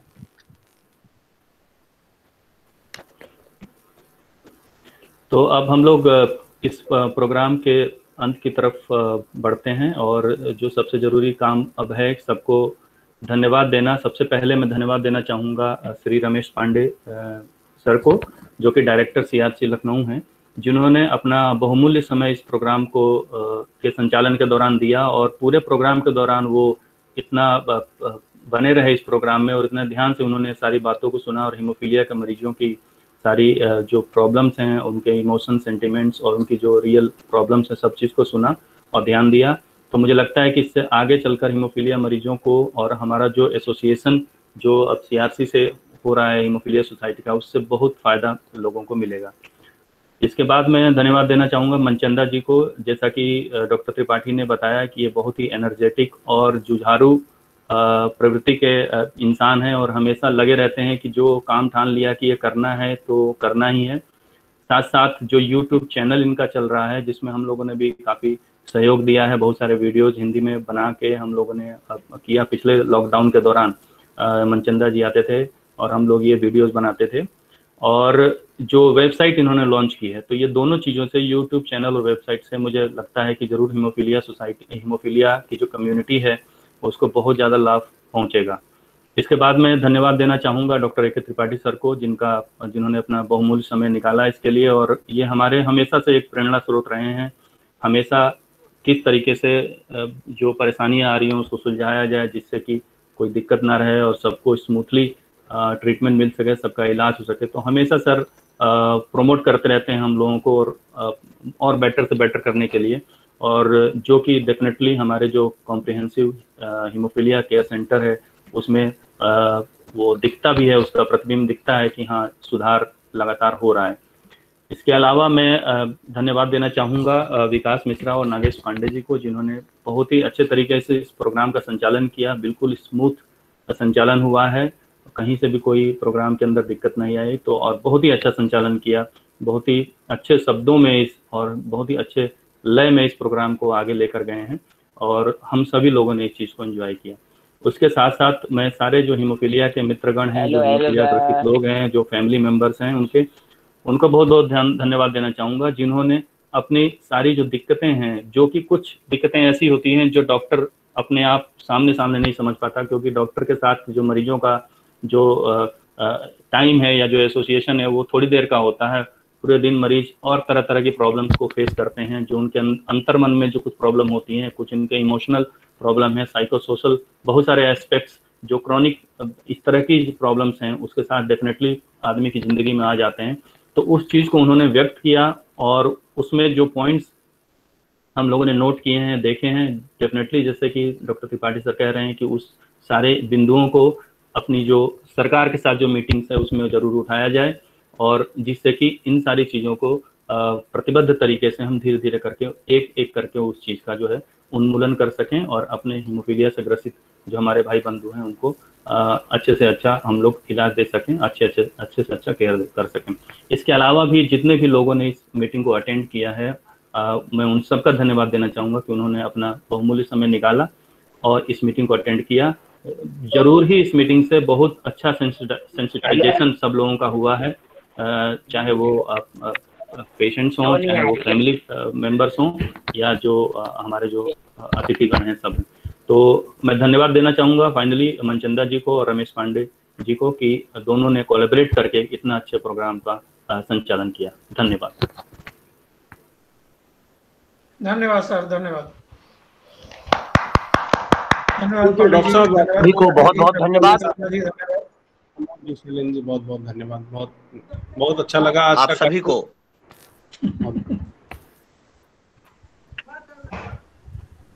उम्मीद है हम यह कार्यक्रम यहीं पे पूर्ण होता है।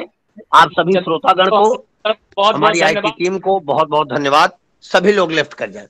धन्यवाद। Thank you sir. Thank you sir. Thank you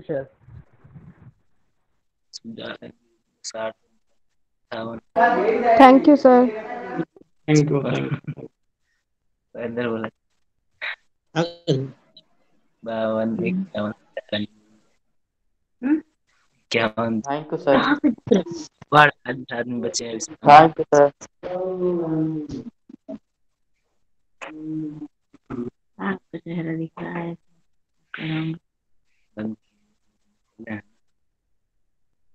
देखो बस